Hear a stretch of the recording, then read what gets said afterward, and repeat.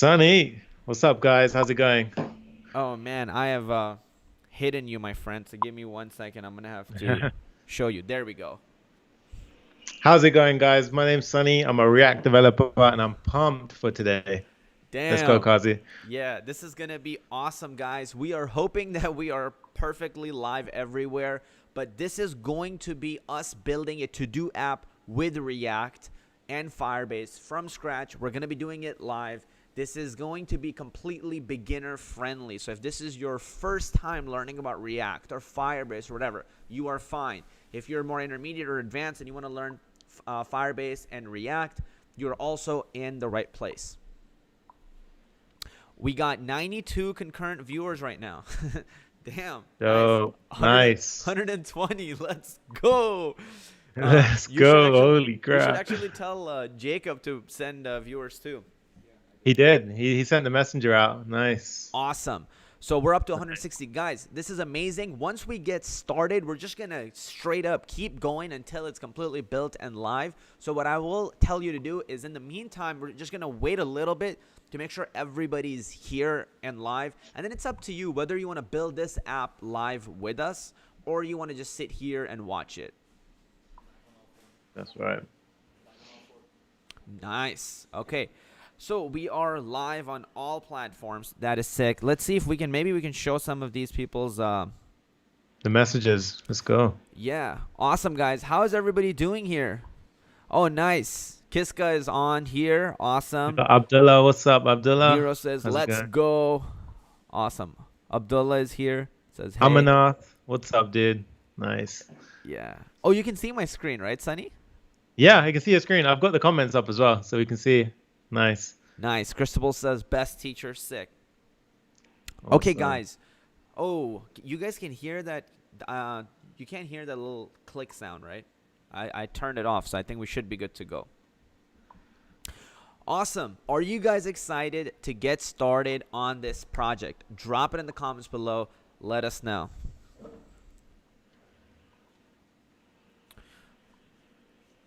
Damn, dude. Everyone's flooding in.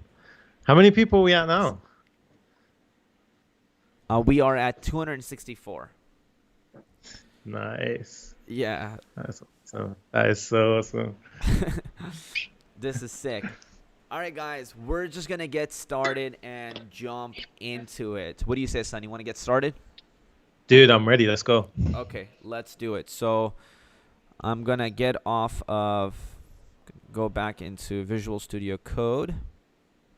Yep, live on all platforms. Awesome. Dope. Okay. And here we go. Sharing the screen now and popping up the picture in picture. Give me 1 second, Sunny. What I'm actually going to do is I'm just going to make sure that we have we're properly nice and zoomed in. Awesome. Okay, right there.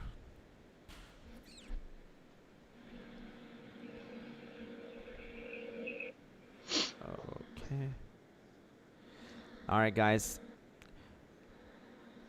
Just want to make sure that this is as smooth of an experience for all of you guys as possible. This is our first time doing a joint live event like this, so just make sure That's it. everything And if runs you smooth. guys enjoy this, we'll keep these things coming. So it'll be Yeah. awesome to do. Yeah, really our goal is to be able to do it like every day, honestly. Like that's where we want to Exactly. get to. That's Okay, it. awesome. All right, Sunny, let's go. I think we're good. Let's Oh, do it. let me take away my text overlay, actually. I'm going to just hide it for now. Yep. Nice. So, give me... Dope. Is it still hiding some of the screen? You see what I'm saying? Let me have a look. So it's hiding a little, it's cropping a tiny bit of the window right now. Yeah, that's what I'm trying to understand, like why it's doing that. Because So now if you now go it's good, I back think, right? in, oh, we're good actually. We're good. Now we're We're good. good, I think. Okay, Yeah. cool. We'll also zoom this in a little bit more so it's easier for everybody to see. Is this good for you guys to see? All right, I think we're good to go. Let's just go. Let's do it. So, Kazi, let's tell everyone what we're building today. We're gonna be building a to-do list app with React and Firebase. This is actually something I'm really excited about because you have been teaching a bunch of React recently. And Yeah, that's right. I'm like super pumped about it because React is just so fast. And also Firebase excites me much more than freaking Amazon AWS because that just looks Yeah. ugly. And so I really want to learn how to use Firestore database on Firebase and React. So I'll ask you questions kind of along the way. Awesome. Let's do it. So for those of you who don't know what React is, it's pretty much it's a library and it just wraps the web development languages. So web development is just HTML, CSS, and JavaScript. React is like it's a library that Facebook built, and it's widely used. It's very popular and it's super powerful. And you're going to see that today. And we're going to combine that with something that Google built, which is called Firebase. And that's going to allow us to have a complete, fully fledged app that we're going to deploy, and every single one of you guys can hop onto and play around with. Awesome. That's right. And guys, if you're wondering how we're doing this right now, this is called VS Code Live Share. So right now, me and Kazi can both code in real time on the same terminal, on the same coding platform, which is insane. And it's going to give you guys a really cool experience. And we can show you how to do this if we get enough time at the We're end as even well. sharing the same terminal and the same local host. Exactly. Yeah. Awesome. Right. So how do you want to begin? Okay, so let's get started. So now where should we start? What's the first best place to start? Should we set up our Firebase, or should we just set up our front end first and then set up our Firebase? What would you recommend? So the first thing that I usually do whenever we start a React project is pretty much use something called Create React App. And what that is basically Facebook built this starter package, which all you need to do is run one command in the terminal, and that's going to start everything up for you and give you a starter template. So the way we're going to do that is if you just go into your terminal now. Yep. Yep. And let's type in npx space create React app with dashes between them. Yep. And what should we call our app? Okay, can we just put it here? No, so you actually just put the name here. Okay. So here you just put to-do app. So we could call this one The only Firebase reason I to-do was app or saying something that is like because the folder is already Right. called. So we're inside of React to-do right now. Yeah, no, we're good here. If we just don't have a space. So yeah, React to-do app. Cool. So like this, or do you want me to still write the next thing? Yeah, so I want you to put the name next to it like this. So we'll have something like this. So to-do app. Got it. That's what we typically do. Yeah. So guys, npx is something called node package executor, and it's just going to basically go and find this package, the one that Facebook created called Create React App, and then if Kazi just hits enter on the keyboard, and what this is going to do now is inside of this folder, it's going to set up everything that we need to get our first React project started, which is a really, really handy thing. It installs all of the packages that we need to get started with it. It actually gives us a really nice starting template. And then from there, we can start coding. For many of you guys that don't know what React is or have never used it before, it was really, really cool to go and look at something called component-based design. And that's something which we're going to show you today. And I think everyone's going to enjoy that because it's really, really powerful. And it means that you only have to write a small amount of code to get a lot out of it. Yeah, so while that's starting up, Kazi, let's go ahead and set up Firebase. Cool. I think I just zoomed in somehow again, so I'm going to have to zoom out and then zoom. Yep. Cool. Dope. All right. So I'm on firebase.com. Yeah, so what you want to do now is, I think I can see the overlays on the screen right now. Okay. Yeah, to so you console. want to just move those. It says camera effects and things like that. Okay, no, we're good. Yep. So if you go to console. Yep. So those are going to show Yep. to us, Sunny, like we can see it, but like nobody can actually see that. Got you. Okay, nice. So now what we need to do, guys, all you need to set up Firebase is completely free. So don't stress about having to put your credit card details in and everything like that. Firebase is a free service. You just need to have a Gmail account. Come over to where we are right now, and then you just want to click on Add Project. Okay, dope. So I'm going to click this right here. Yep. We're going to throw in a name for our project. All right. What do you want to call it? We're going to call it To-Do App CP. Yep. Perfect. Okay. Let's do that. And enable Google Analytics for this project? We can do. Yeah, let's leave it on. Okay. Nice. And you just want to select your default account. There we go. Okay. And just like that, it's going to start creating the project. And guys, Firebase is not just like a backend. So it's not just something like a database. It's like a suite of tools. So not only can you have a database where you can host your information, your user information, it handles things like authentication. You can deploy your website, and it's super easy to do that. And on top of that, you can do some crazy stuff like machine learning. It's really, really insane what you can do here. So let's just click on continue. Okay. Awesome. And now what Even, we're going to do by the way, Carlos is just said, I'm stuck with Python. It's okay, because even if you're using Python and you learn what we're about to do today, you can do the same exact setup. Well, actually, that's not true, right? You told me yesterday we were talking. You said you cannot use Firebase with Python, right? I think you can actually use Firebase with Python. Yeah, you can. If you've got a Python app, so let's say you've got a Python app, which is a backend service, you can definitely connect to Firebase from that. Yep. Oh, okay. You can. All right. Okay. Yeah. Awesome. So, yeah. So, if you guys are using Python, you learn what we're doing today, you can actually combine Firebase and maybe even React with your Python apps and like just make them make the front end amazing and even the back end amazing. Exactly. Sayuri says, I enrolled into PWJ. Good vibes. Nice. Awesome. Nice. Okay, so what's next? Right. So next, what we want to do is go over to that little cog icon on the top left. So the little settings icon. There we go. And then project settings. Uh-huh.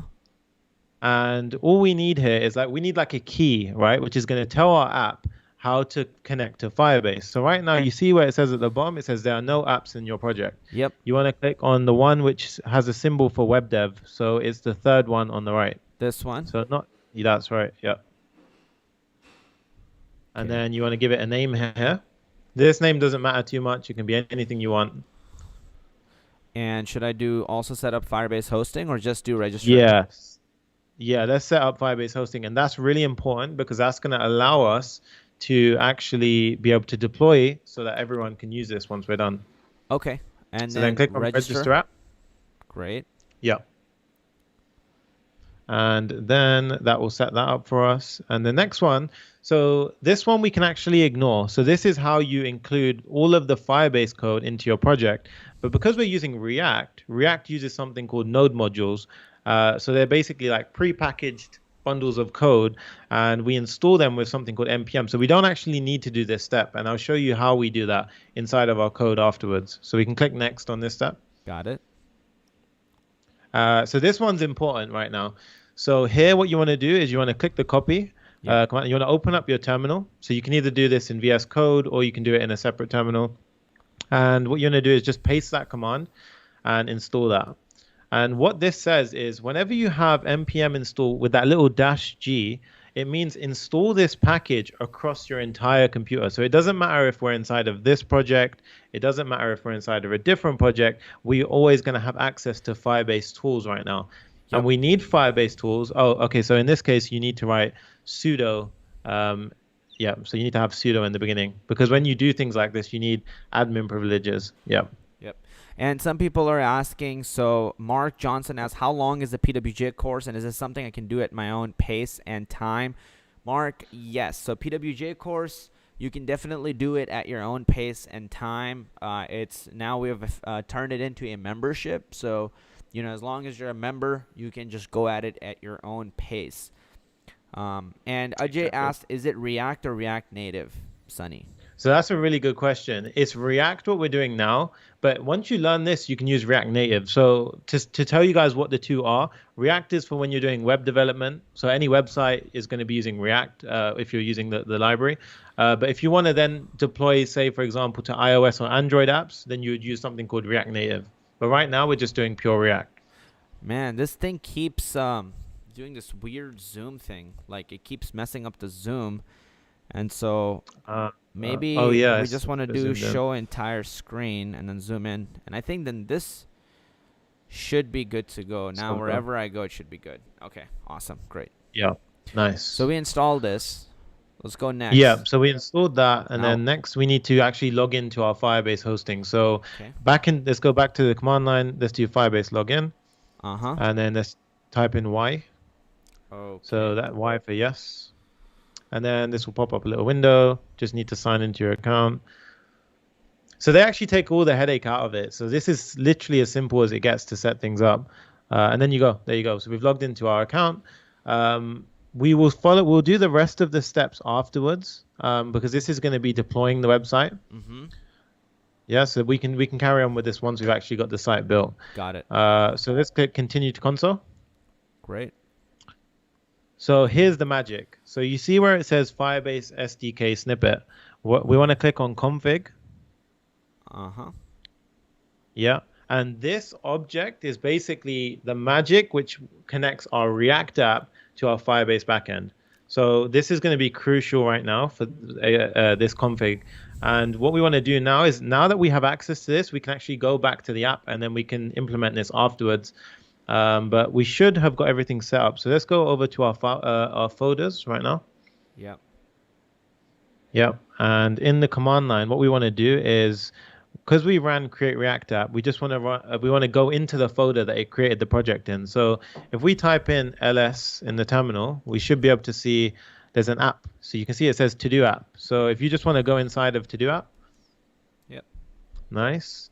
And then what you want to do is, guys, whenever you set up a React project, it's so easy to get it started. All you need to do is write npm start, and it will spin the app up. It will get everything running. So now let's start the app by running npm start. Nice. We got 345 people live right now. Awesome. That is insane. Nice. So yeah, a few people said, please zoom out a bit. Someone said, please zoom in a bit. I think what we'll do is we'll zoom in on the code, because I think that it might be a little small, but we can double check that. Yeah. There you go. So this is the React template that we get started off with. So if you guys have made it to this point, awesome. Okay. And by the way, yeah, they're asking, yeah, you can watch this later. It'll be recorded. We'll leave it up. So yeah, you can watch it live or record it. But I mean, we would want you to watch it live, and the reason is like you can actually like engage and ask questions, and we can answer those questions. That's a huge plus. But if you have to go to sleep or whatever, and you have to wake up tomorrow and do it, that's fine too. Yeah, exactly. So this will be up for you guys to go at your own pace with, and you can keep pausing the video and carry on. So now what we're going to do is we're going to actually look at the files. So if you go to the left where it says Open Editor. Left. So you see on the top left, yep, you want to click on that drop down. Actually, let's click on React Firebase to do app. Cool. So, and then let's open up to do app. So now this is our sort of folder structure. So we can delete index.js outside, because that was something we made before. Yeah. Yep. So this is going to be all the code. So let's just set some base rules so that nobody breaks the project and just knows where to go from here. So never touch node modules is a safe way of thinking of it. The only way we're going to touch that is if we do commands in the terminal. But right now, the one that we're interested in is all of the things we're interested in is inside of source. Okay. So let's click into SRC. And what I like to do is, we just saw that it created that app, right, with the spinning React logo. Yep. I like to clean things up so it becomes a fresh template. And what we do here is let's delete the test.js file. So because we're not going to be running here. any tests right now. Okay. So let's delete that. Let's delete the setup test.js file. Yep. Let's delete the logo.svg, which is that little React logo. Oh man, I love that logo. Okay. We can keep it if you want. And then let's go to app.js. Oh, okay. Not deleting that one, right? No, we're not deleting it. And then what you want to do now is because we've deleted the app, we need to basically, what I do is I get rid of everything inside of the div. So everything inside of the outside div, let's just get rid of that. Yeah. And then I'll put a h1 tag and I'll just say hello world.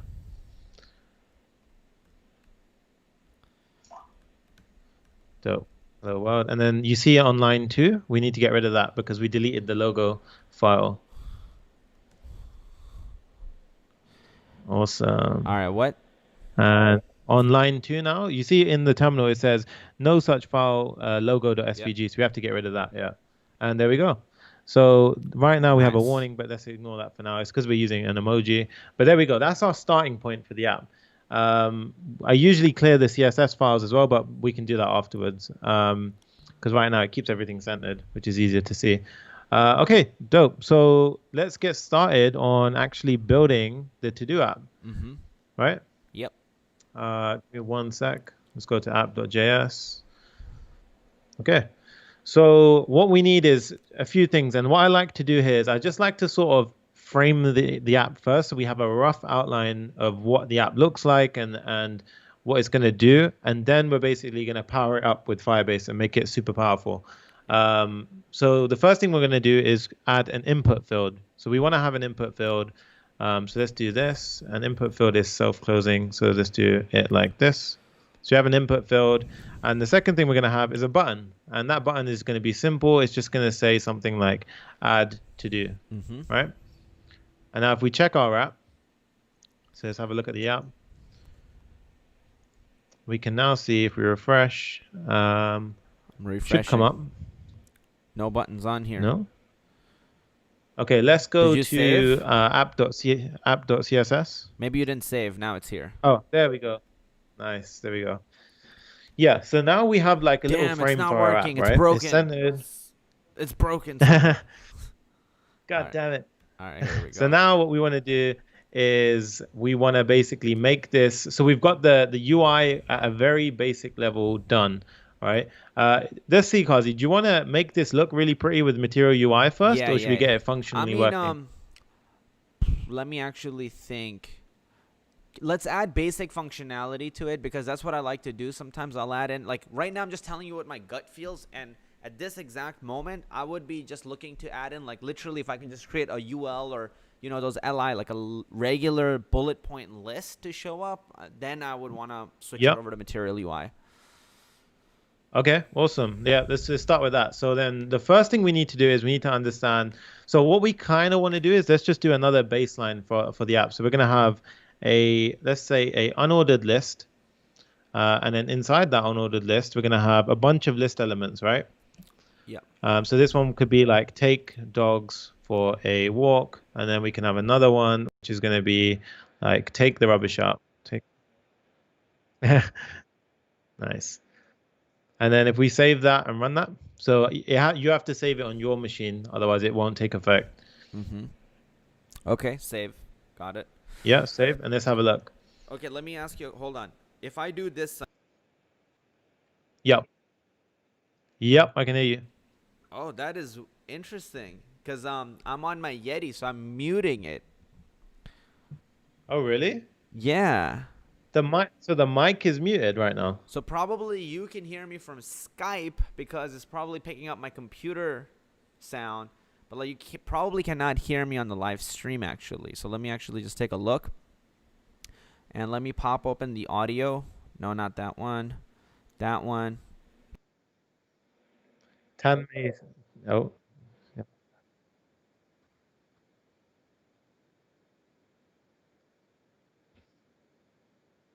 Yeah, so Sina Shorat says, Kazi, your voice is so low. So I think it is. Yeah, you're right. Yeah. It's gone a bit low right now. Yep. So this is a nice comment that Amanath put. Let's see if we can add it. It says the real power of the React.js is we can create a full stack application with just... Oh, I can actually move his comment up. Nice. With just React and Firebase without anything else like the backend and blah, blah, blah. That's right.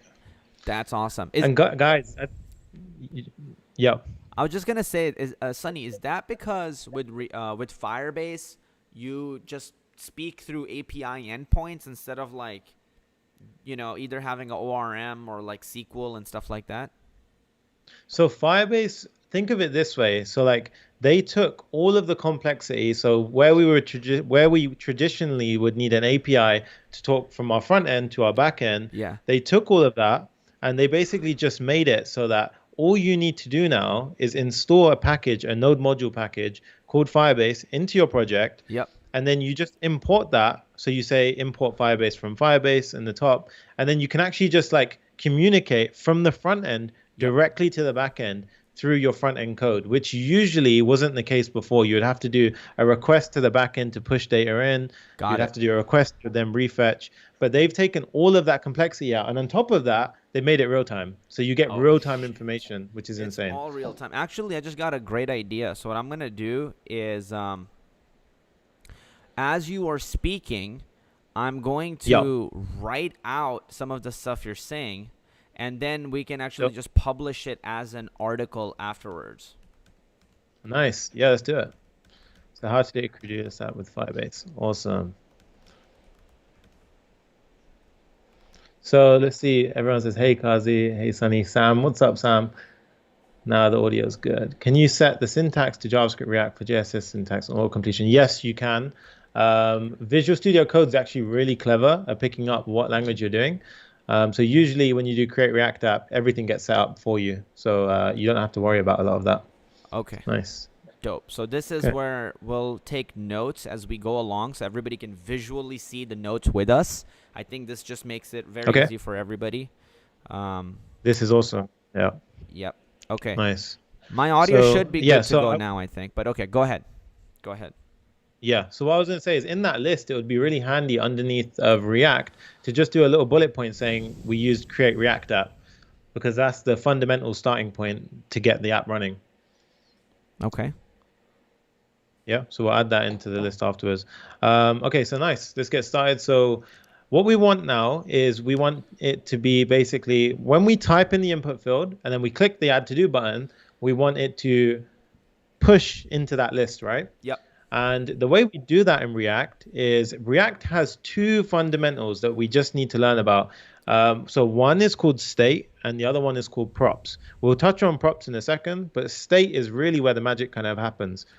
And when we say state, what we can think about is pretty much like a short-term memory.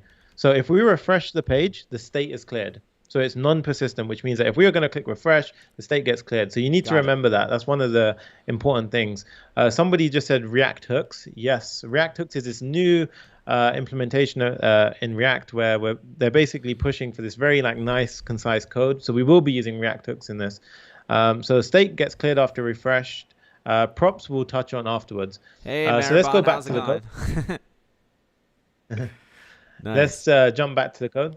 Uh-huh. And what we're going to do now is we're going to set up a piece of state. And the way we do that is you can see, guys, so right now, imagine in React, everything is component based, right? So a quick run through of what is actually happening here is the app component, which is basically referring to the entire component that you're seeing on the page. It returns some HTML, but this is special HTML, guys. This is called JSX, which means that if we want to actually run some JavaScript here, we can do that by simply adding these curly braces. Nice. And in these curly braces, you can actually run some JavaScript, which is really powerful. Okay. How about just show us like 1 + 1? Like show us the result of that with Java, like adding it in there. Okay. So let's do const, let's do sum, and let's just do equal 1 + 1. And let's say, hello, clever programmers, and then we want to pop out the sum. Yeah. Sum. And we can also just do the math in there, right? We could even type in 1 + 1 right there. Yeah, let's we could do that. Okay, let's do that. Cool. And so let's save that and let's check it. Uh-huh. So there we go. Nice. Sick. Okay. Nice. Beautiful. So we can actually run dynamic JavaScript with JSX, which is really powerful. And right now, what we're going to do is we are going to create some. Yep. So run dynamic JavaScript with JSX. And JSX, whenever you see that, just think of it as like JavaScript, and the cross is like a hybrid with HTML. So you've got this wicked little hybrid right now. Cool. Nice. And what we're going to do now is we're going to basically set up some state. So remember, state is like short-term memory, and it's component specific. So right now, when we add state to the app component, it's going to be short-term memory for the app component. So what we're going to do now is we're going to set that up. And here is the syntax to set up a piece of state. So we write const, which is basically setting up a variable. And the syntax for how we do it is we're going to say, let's call it to-dos. So here we have our list of to-dos, which is going to be an array. Yep. And whenever we use a use state hook, it's called, we need to basically have our to-do variable, so the to-dos variable, and then we need something that we can call that is going to allow us to change that variable. And the reason why we need this is because React is very clever in how it re-renders the app. So we call this, usually the standard of doing this is you usually have set, and then you have to-dos. So you set with your variable name, camel cased. And then you say use state like this. And what we're going to do is we need to basically say use state, and then we basically have the initial value, which is an empty array. So our to-dos is going to start off with an empty array here. And because we're using this use state hook, so this is basically something that React gives us, which is basically that one piece of that one little function called use state is going to set up that short-term memory for us. So to actually bring that into our code, we just need to go to the top here and we just need to import it. So like that. So now we've actually set up some short-term memory for the app, so it's literally that simple. And what we can do now is we can actually test this. So we can go over to our list elements. One second, hold on. So here we added this here, right? The to-dos? Yeah. Okay, and then, so only few things that we have added is use state and then this over here. Yeah, exactly. Just two things that we've added to set up the short-term memory. And so to-dos variable is an array. Yeah, exactly. Okay, cool. And this will basically add things to it kind of like live or within the short-term memory. Because it's a state. So this will be like our little record in the short-term memory of what the to-dos are. Got it. Okay, cool. Nice. And what we're going to do now is where previously we had these things hard-coded, like take dogs for a walk, take the rubbish out. Yep. Now what we're going to do is we're going to basically cut this and we're going to put it inside of our array as a string. So that's one of the tasks. And this one we're going to have here as a second task. Ah, I see what you're doing. Like okay. That. So like so right now, to-dos basically starts with, do I have my app screen brush on this computer? I don't. Okay. But like this variable to-dos is an array that starts off with this, right? Take dogs for a walk, take the rubbish out or whatever, right? Exactly. Got it. Yeah. And then what we can do is using the set to-dos variable, like we can keep appending things to this array, but kind of on the fly. Exactly. Without even having to refresh. So whenever we want to change to-dos, we have to use set to-dos. Got it. So yeah, we can add things to the array without hitting refresh. That is sick, because then that allows me to like do everything super fast, right? Instead of having to like send it to my backend and then hit refresh and all of that. Exactly. But remember, it's short term. So if we do append something, as soon as we hit refresh, it's gone. The state is going to go back. Exactly. Got it. So it's only storing it in like the front end, but it's not. Well, as soon as you hit refresh, that array is going to be gone forever. Got it. So probably during that time, what I would need to do is send it back to my database in that time. Yes. Got it. Exactly that. Cool. Yeah. So then the next step now. Yeah. Keep going.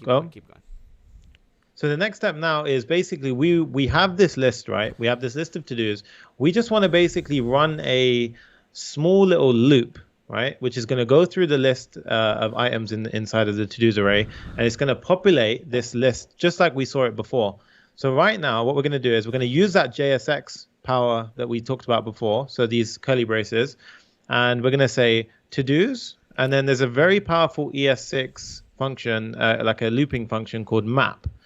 And map basically goes through that array, and it basically goes through the array, gives you the element of the first element of the array. So in this case, take dogs for a walk, and then you can do some stuff with that, right? And you can return like a little element. So in our case, we're going to return the first list item, so this one, and then it's going to go through it again, get the second one, so take the rubbish out, and then we can return the second list item.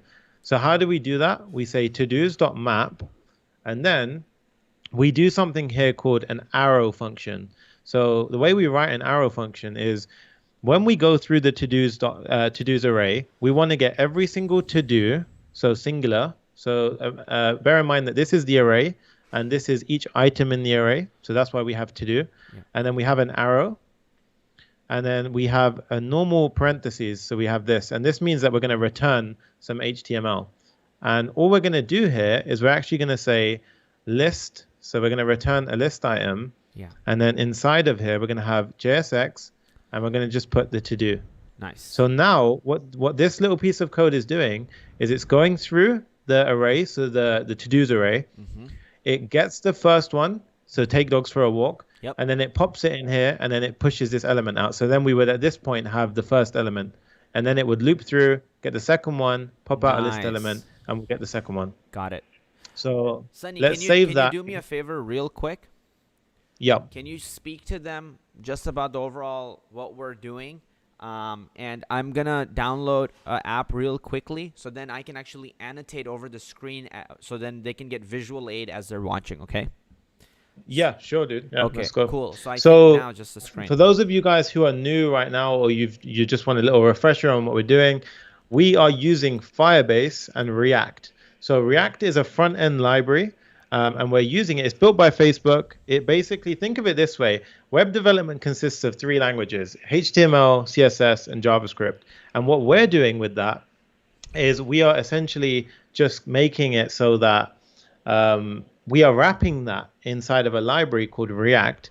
And React is going to allow us to build a really, really powerful to-do list app. And not just a to-do list app, guys. Instagram, Tinder, Uber, all have amazing applications. Facebook, the entire Facebook app is being rewritten with React right now. All of that is done in React. So it's a very, very powerful library. And what we're going to do once we have that working is connect that app to Firebase, which is a service provided by Google, and it allows us to do a bunch of powerful things like host our applications or our React app online. It allows us to have a database. It allows us to have authentication, so you can log in, you can do a bunch of things like that, and it's all real time. And the real time part is the really nice part when we're using React and when we're using Firebase. So imagine we had the to-dos in our app, and let's say some of the users. So once we deploy this, you guys can actually try this out yourself. But when we deploy this live, we are going to actually have it so that whenever somebody adds a to-do, it's going to pop in onto your screen. And there's no more additional code that you need to do in order to get that working. So let's go through some of the comments and let's see what everyone's saying. So we've got, let's have a look. What is React hooks? So React hooks is something which is provided by, so React hooks are relatively new, guys. And what they do is they're basically small snippets of code, which basically look like, honestly don't look like, you don't have to write much code for a React hook to work. So one of the ones that we just used was something called use state. And it basically behind the scenes is going to set up the state. It's going to do a bunch of stuff for us. But before we had React hooks, we had to use like class-based components and a lot more complicated logic. But then the guys over at Facebook said, hang on, this is too complicated. Let's make it simple. And they came up with React hooks. And now React hooks are my best friend. I love React hooks. You can even write your own React hooks, and it becomes quite powerful. So you see, you can need, okay. So Akash G says, you need to use a Django REST framework to create an API and then use React to communicate between the API. So this is something which I get a lot in the coaching calls. A lot of people, so just to clear this up, React is a front end. React, when we talk about React, we're talking about the front end, okay? Django, when we talk about Django, we're talking about a back end, so like a sort of service on the back end, right? Now, what we tend to do previously is have a React front end and then a Django backend, or you can have a Node.js, JavaScript backend, and then you would have an API which allows you to talk between them, right? But with Firebase, we actually don't even need the backend. We just have this front end, and then we basically connect that to Firebase, and they take away all of the headache for us. So that's what they wanted to do by introducing Firebase. They wanted it to be a super easy and fast solution to getting around all of that headache. There, we're good to go now. I can easily annotate on the screen. Awesome. So let's go. Nice. So what we just did now is we added our first piece of state called the to-dos Yep. at the top, and then we map through them to get each of the to-dos. So take dogs out for a Yep, walk, that's take the one. rubbish out. It's going to go through that. So now if we save this and we load it, we should be able to see what we previously saw before. Nice. And just to prove that this is actually true, Kazi, let's go ahead and add another string inside of our state. Okay. So I'll add it here. Kazi wants to live stream today. Awesome. Oh, that was fast. Hey, look at that. Nice. Okay. So now what we so now And what it's we want to looping do through is we here, want to right? That's how basically it's showing it. Yeah. What so was that? I just want to emphasize, guys, that like we're not hard coding anything. It's like actually looping through our array and then writing each one of these out from that like loop that we wrote. Exactly. Okay. Yeah. Cool. Nice. So now what we want to do is have it so that he doesn't have to hard code it every time, Yeah. but when we type in the input field and click the button or we click the enter key, we want it to basically push and append into that array, right? Yeah. So the first step in React is, again, we need some kind of short-term memory to remember what we actually type into the input. So if we just scroll up a little bit and we go to line 6, and now what we're going to do is we're going to add another piece of short-term memory. And this is going to, the pure purpose of this piece of state is going to be to remember what they type in the input. So here I'm going to say input, and I'm going to say set input, which is the convention that we use when we're writing a hook. And then we say use state. So this is exactly the same what we did for the first scenario, guys, with the to-dos. But this time we're initializing input with an empty string, because when you first land on the page, it should be empty, right? Yep. So we do that. And now we have our input set up. Just to be clear, when you say input, you're talking about this over here. So this should be empty. Exactly. Cool. Because right now this is not working, right? If I hit add to do, that doesn't do anything yet. Exactly. It doesn't do anything, and we want it to basically push into that list and then re-render everything dynamically. Okay. So this is the bit where everyone, like, if you're rewatching this afterwards, just pause it, make sure you get this bit correct, because this is where everyone tends to go a little bit wrong. Yep. But what we need to do now is we need to connect the input to our piece of state, right? And ES6 JavaScript allows us to do this really, really nicely. And the way we do that is we say, this input should have a value of our input state. So we're saying right at this point that we're mapping our input in the state to this input field, right? Now, if you save this, Kazi, and you go back and try and type in, what happens? So let me save and then go here and type.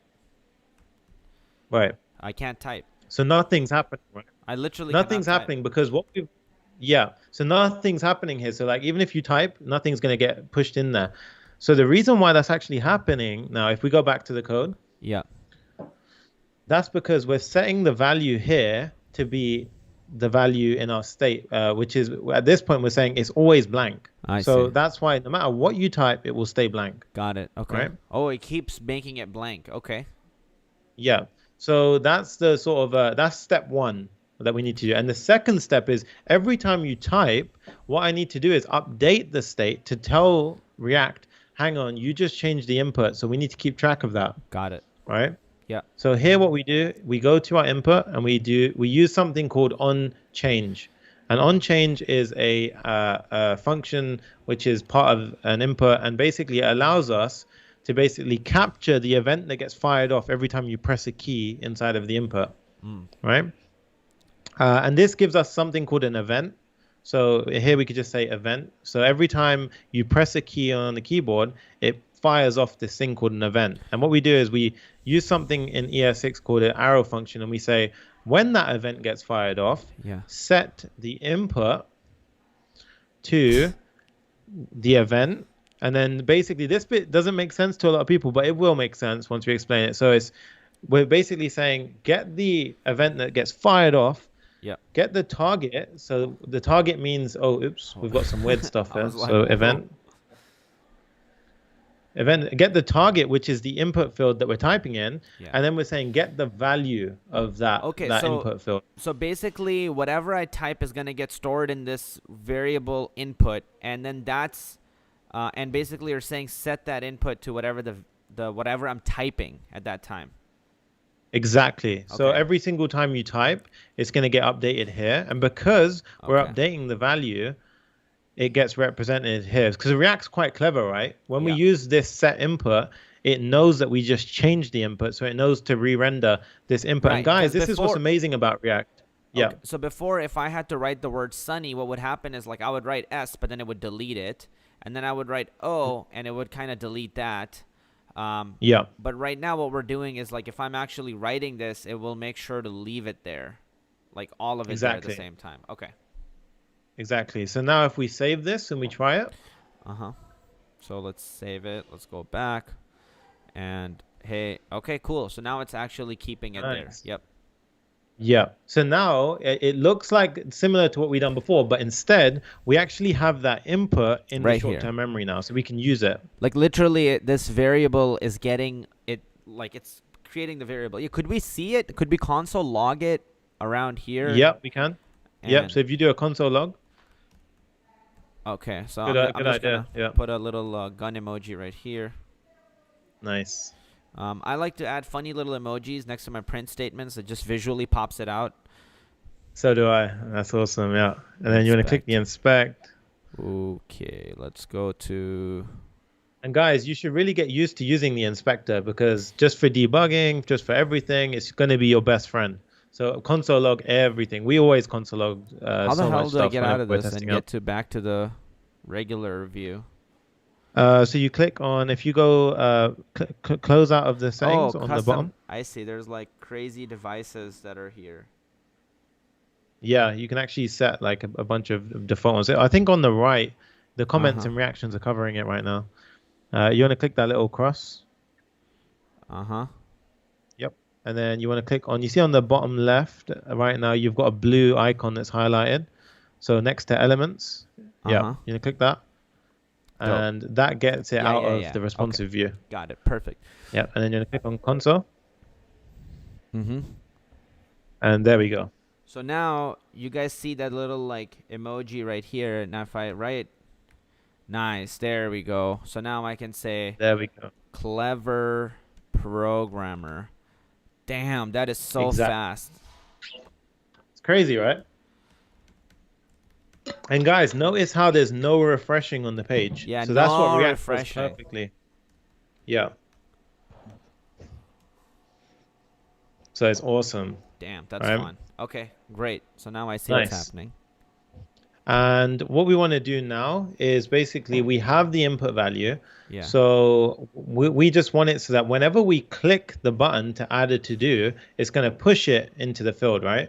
So what I tend to do here is you can either do it inline where we have the button here, or I like to make a little function just called const, and we can just say, in this case, let's just call it add to do. This is going to be the add to do function.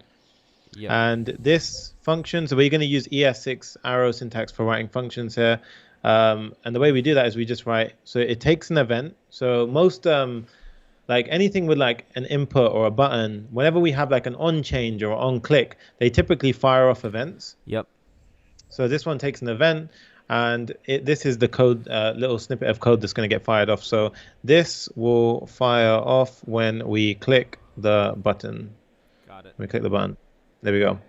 So now what we want to do is we need to basically say, we need to connect that to our function. So we say on click, on click, and we're going to say add to do. There we go, add to do. And now just to test it, just like Kazi said before, it's always good practice to do console log. And then here you could just do something like alien, and then you could say. Nice. Yeah, so I would save that and then just test it, so that way we can see if it's actually reaching that point in the code when So we click the basically, button. whenever we click that add to do button, this should console log, right? Exactly. Okay. Just make sure you've saved the. I Yeah. didn't. Yeah. I just There we did go. now. Okay, cool. So now add to do. I'm working. Nice. There we go. So then we have the little alien emoji coming up. So we know that the function's connected now. Wait, hold on. This might be really hard for people to see. I just realized that. There we go. Right. There we go. Yeah, I gotta Nice. zoom in maybe even more, to be honest. Okay. So there. There we go. Yeah. Cool. Awesome. Okay. So now what we want to do is this is where we need the sort of the fancy logic to say push it inside of the list. And before it used to be quite a headache to do this, but with ES6, so like whenever I say ES6, by the way, guys, it's like the new JavaScript standard. So you get ES6, ES7, every year they sort of upgrade JavaScript. And that's the set of standards that everyone sort of abides by. So every year you get more supercharged features. So whenever I say ES6, that's what I'm referring to. So now what we're going to do is we're going to use the set to-dos function. So what we're going to say here is we want to basically update the to-dos with, and the way we do this, so this bit pay very close attention to. So we need to basically set the to-dos to an array. So we're going to set it to an array, but we need to keep whatever we have in the array currently. So we're going to use something called a spread. And what a spread does is we say spread. That's sick because that's basically like you're appending it or pushing it to the end of the current state. Exactly. Nice. Exactly. Okay. If we were just to do set to dos and then add a new string, it's going to forget about what's already in the short-term memory. Yeah. So we need to say, got so it. literally imagine you're spreading out the current contents inside of this array. And then we basically would have it so that we would have here, we would have comma, and then here would be the new to do. So here is the new to do. So here would be the new to do, right? But what is our new to do? It's pretty much what we have inside of input right now. Yeah. So it would be whatever we've typed in, right? So here we just put input. Nice. Yep. And that would actually, so if we save that. Wait, hold on. So this input is what is populating. What is? Yeah. So what's happening here is basically. Oh, okay. You see these square I got it. So this is like what previously already exists, and this is saying Exactly. push whatever you have in the input. Exactly that. So imagine where we have take the dogs for a walk, take the rubbish out. Literally imagine you're spreading that out into your current array. Somebody said the link in the description is not working. And I know. Hold on.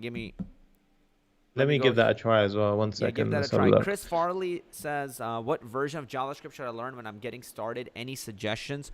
You can learn, like, honestly, just learn. It's working, right? Yeah, just learn the most modern version of JavaScript. Maybe it's not working on Facebook, so check that. Because it seems like he's messaging from Facebook. So, I would recommend learning the most modern version of JavaScript. You will be fine with that. And those are the things that we cover in our course, Profit with JavaScript. And today is actually the last day of July 4th sale. So if you guys are enjoying this and you want to like learn how to be able to build these things and make an income, you should check out that link in the description below. Outside of that, we're just going to keep going and build this full app. So great question. Awesome. Nice. So we were on the setting the to do. So we have the array. We have the spread, which is saying keep whatever we currently have in our short-term memory, and then we're going to append the input. Sorry. So does that make sense? Yep, that makes sense. Nice. So if we save that, and then we can give that a try, and then look what magic happens now. Okay, test. Add to do. Ooh, that is nice. Whoa, add to do. This is awesome. But now, even so, if I hit refresh, everything goes away because it's short-term memory.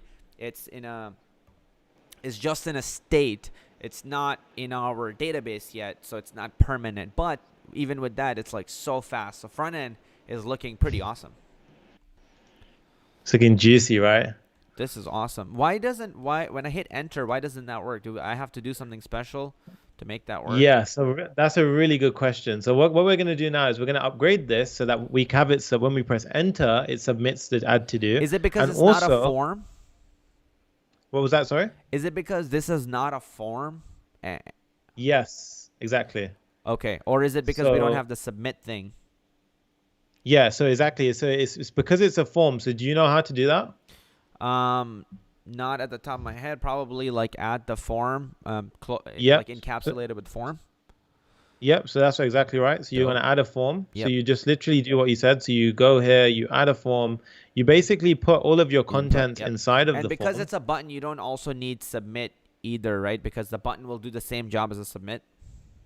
So you do need to tell the Type form submit. that its Okay. type is a submit. Yeah. Cool. So now So if we that hit, way, that's the one that it's going to go to, okay, nice, right? it's working. So But test. notice this now. So say you see what happened there. You're typing it in, and because it's submitting, so this is a really important point, which a lot of people Ah, sort of get stuck on. yeah, because if It I'm submits, submitting, yeah, so it's a form. I'm submitting it, and then the whole page is refreshing.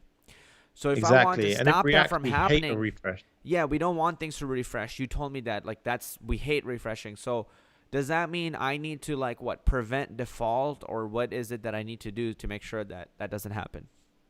Exactly that. So basically, where we have our submit, so submit is firing off the add to do function, right? So if we scroll up a little bit, Okay. and then so where we fire off the add to do function, so this function here, we actually need to prevent default behavior. So we can get rid of this comment now, or we can keep that comment if we want.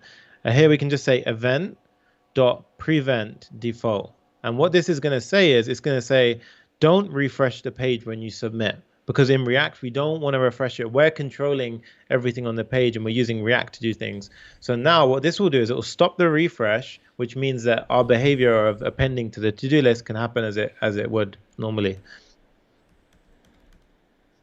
Yeah, and that's really important, guys, because so many people get stuck on that. All right, I'm gonna put that in as a note in here too, because that's actually pretty Yeah, important even for myself. Let's see if it. Uh, I think that's fine. Okay, cool. So that's yeah, awesome. So let's go back now. If I hit save here, and then I come back here and I hit test. Okay, cool. right. So So the next question is that why is it not clearing our input? we would have to probably clear it every time we submit, right? Yeah. So any idea where we would roughly do that? I'm thinking. Okay, so where I would do it is I would make once probably in here in this Yep. function add to do, and what I would want to Yep. do is just like set it back to this empty state. So I don't know the best way to do that. Like, would it be, I don't know, set Yep. input to blank again? Perfect. That's exactly what you do. Really? Yep, that's exactly what you do. Nice. So guys, I'm learning. What's cool about this is real time. It's not like rehearsed. So I'm actually, because I'm very fascinated by React and I want to learn it, and Sunny knows it so well, I'm actually live learning it with you guys together. So if you're new and Awesome. you're picking it up, like I'm picking it up myself. Sure, I have experience with some other programming languages like Python, but I'm having a lot of fun like picking it up. So that's why I'm asking so many questions. Hopefully it's bringing you guys value. Okay, Yeah, that's so awesome. so now Nice. it's clearing it up. Sweet. Awesome. Okay, love it. Nice. So somebody just asked now, why do we need form when we can do it with a normal button? So the reason why we wrapped it in a form was so that naturally when you're typing in a form, you usually hit the enter button and you want that to submit the input field, right? So that's why we wrapped it in a form, and that's how you get that behavior that we're all used to. If you don't have that, then when you click the enter key, it's not going to submit the form. So that's a good question. Yep. And then here, Nice. clear up the input. Cool. Awesome.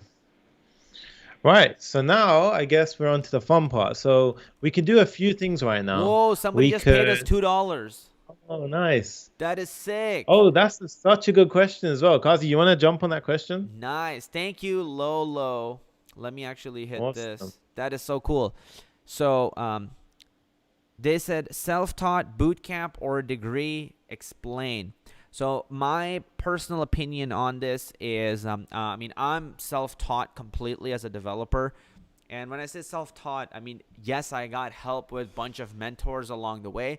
I did go to a college and I was pursuing my degree, but I quickly was realizing that a lot of the theoretical stuff and the things that I was building there were not that helpful to me. So I ended up choosing my own path of learning by myself and then getting clients. So for me, it was self-taught, but I mean, I'm sure there's a lot of value in boot camp and getting a degree as well. But what are your thoughts, Sunny? So I think that was a really good way of answering it. To be honest, I was the same as Kazi. I started self-taught. I pretty much got a book from the bookstore, the Apple bookstore, taught myself Java. I would honestly recommend, guys, because I've done a degree approach as well. So my viewpoint on this is honestly, from what I spent getting a degree and doing that, as compared to sort of a boot camp or doing things practically myself, I would highly recommend going for the boot camp first because it Nice. gives you a lot more practical hands-on sort of approach Yep. as opposed to just theory in a degree. Yeah. So I would recommend the approach that I would always give is give a boot camp a try first. Yeah. So self-teach and give it a boot camp a try first because now with the internet and with all of the courses available, including Clever Programmer, we just have so much at our disposal. So give that a try first before you even consider a degree. Right. If you feel like you, honestly, I'd recommend a degree maybe for machine learning, for those really in-depth things. But as for coding, I'd recommend a boot camp Yeah, because or a course. Yeah. you're so involved and you're so immersed in a coding boot camp. That's what I love about it. It's like 8 to 10 hours a day. So definitely, I think if you have to pick between a college or a boot camp, I would agree. Like, go to a boot camp. Exactly. Exactly that. All right. So Awesome. let me That was a remove really that good question. question. Yeah, thanks for Nice. that. So now let's basically, so we have two options now. We can basically either create a component for each of the to-dos, or we can introduce Material UI. Let's So just you use pick, Material Kazi. UI. What do you want to do? Material UI. Right. So right now the app looks a bit ugly. We want it to look really nice, right? Yeah. So what we can do with React, and this is what I love about React, is many of you guys are used to Google's sort of look and feel, right? So Yeah. we actually know that to be something called Material UI. So to install this into our project, it's going to be super simple. All we need to do is npm install Material UI core. So that first command. So if you just want to copy that, go over to VS Code, and I think we have to open up a set. Okay, yeah, you could do that. We just have to make sure we restart the app when we do that. Yeah. So what this is going to do now is it's going to install all of the Material UI core sort of elements into the project. So this includes buttons, it includes a bunch of stuff like that. And what that means that we can get a really nice, clean looking app. So I'm just going to open up Material UI as well on my computer so I can see what's going on. And if you just want to go over to Material UI, click on the left side, the sidebar, Kazi. Nice. Lolo said that he just subscribed. That's awesome. Awesome. Nice. All right. So what do you want me to do? Go to Material So UI. yeah, so you click on the left little drop down, so the Cool. little sandwich bar, and then you want to click on components. Uh-huh. And here you'll get a list of everything inside of here. You can click on button. So let's start off with something simple like a button. And now you can see you get all of these beautiful buttons. And even when you click it, look what happens on the primary button, this default, secondary. So you get that Nice. little ripple effect. That's so right? clean. Yeah. You get a really clean sort of UI. And now you can see examples of how we actually code that. So right now with the primary button, if Yeah. we just copy and paste that code. That's what I want. And Yep. I'll just go to our button. And actually what I'll do is I'll paste it like this. Exactly, yeah. And then let me see. Type submit. Yep. So And then on exactly. click. I'm going to put the on click in this too. Perfect. And then we can actually, yeah, we just want to change the text. Add to do. That's it. And then this one, I'll just comment. Oh, how do I? Okay, hold on. So if you want to comment it here, if you press command forward slash. Yep, done. Yeah. Okay. And it'll do it for us, yeah. So I Nice. think this should. Oh, I have to also import it, right? Or no? Exactly. Yeah. So now you'll see that if you ever have an import error, it comes up in the terminal. So to import this, I'll show you a little trick. So no, you don't need to do that one because we've already done npm. Yep. So you can either do that little bit there, so import button. But you know what? I'll show you a little trick to this. So you don't even have to do that. Huh. If you go back to your code and you just go to button and you basically press Control spacebar. Control spacebar. And then if you go, oh no, I think you have to, maybe it's not.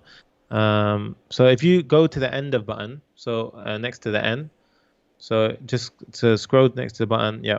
And then you want to do Control spacebar now. Okay, so it's not doing it. But usually what happens is right Debug. next to the end, so inside of the brackets, Yeah. we can do an import for now. We can do a normal import. But sometimes VS Code allows you to basically it will bring that in for you. Yeah, like So if bring we it in save for it you, now, right? yeah. So save, and now it should be good to go. Let's hit refresh. Yeah. So I think we need to run the app. I think you stopped running it, Kazi, maybe. No. No? Oh, no, you didn't. Ooh, look Okay. at that. How nice. Test. Nice. Ooh, fancy. This is Nice. clean. Oh, that is so fast. Bro, did you realize how when you clicked add to do, it actually submitted an empty value to your list? Oh, Material UI does that by default. No, so that's not Material UI. That's No, no. actually something we need to account for. So what we want to do is Wait, wait, whenever wait. What there's are you no saying? input, Hold on, hold on. What are you saying? so if you click on add to do now, watch how an empty element gets added to your list. So you see if you scroll down now, Okay. you've got gaps. You see you've got gaps in the list. Yeah. Uh-huh. Yeah. So we don't want that to happen because you don't want to have those gaps. You see Yeah, I don't that? want to have, like, it's So actually adding empty things to my array of to-dos, right? Or yeah, so no? right now it's actually adding empty things. So the way we sort of fix that, and it's super easy, is you go to the button. Can we see it Uh, first? Because I don't, I want to see it first. Like, can I print, like, I just want to kind of console.log to-dos yeah. and just take a look at what you're actually saying so I can understand. Okay. So test, add to-do. I mean, is it Yeah. actually adding? Because I don't see. So right now it's adding it correctly. But if you spam the add to do button without typing anything in input field, so if you hit the add to do button like a bunch of Oh, times, that's what you mean. That makes a lot of right? sense. So we don't want that to happen, right?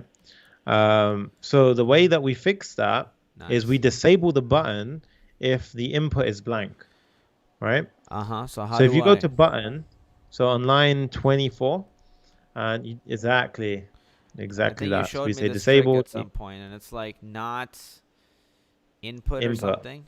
Woo! Yep, that's it. Man, I remember some of this stuff.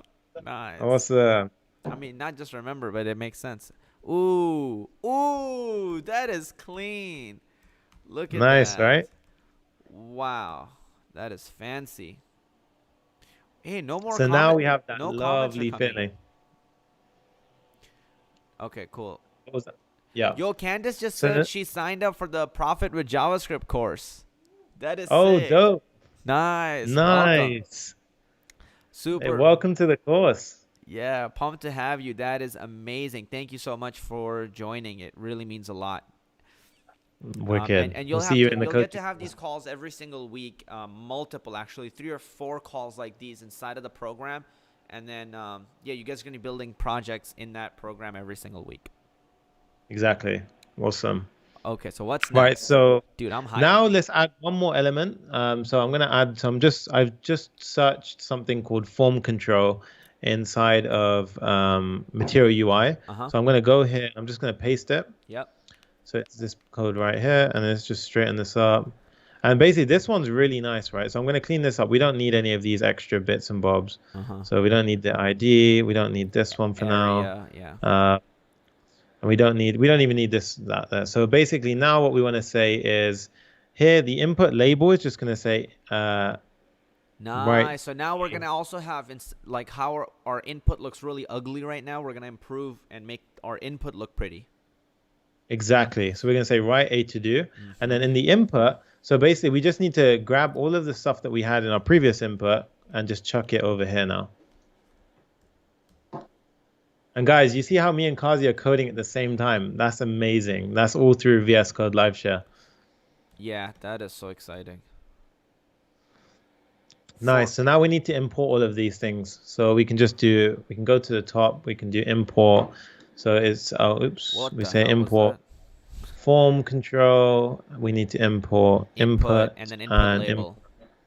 Yeah. Nice. So if we save that. This destructuring is nice in Yeah. ES6, really nice. Ooh, So check that out. clean. Nice. So clean. Wow. And Nice. you And see the way the text kind of went up. So when your cursor's not on it, it says write a to do, and then it moves up by itself. yo, Everil just said I just joined Profit with JavaScript. Hey, Oh Everil, what is going no! on? Welcome. Hey, welcome. That is nice. Nice, awesome. Dope. Let's have nice, nice. Someone said which code editor is this? This is VS Code. Yeah. You guys, yeah. Nice. So there we have already an app which is looking a lot more better just with Material UI.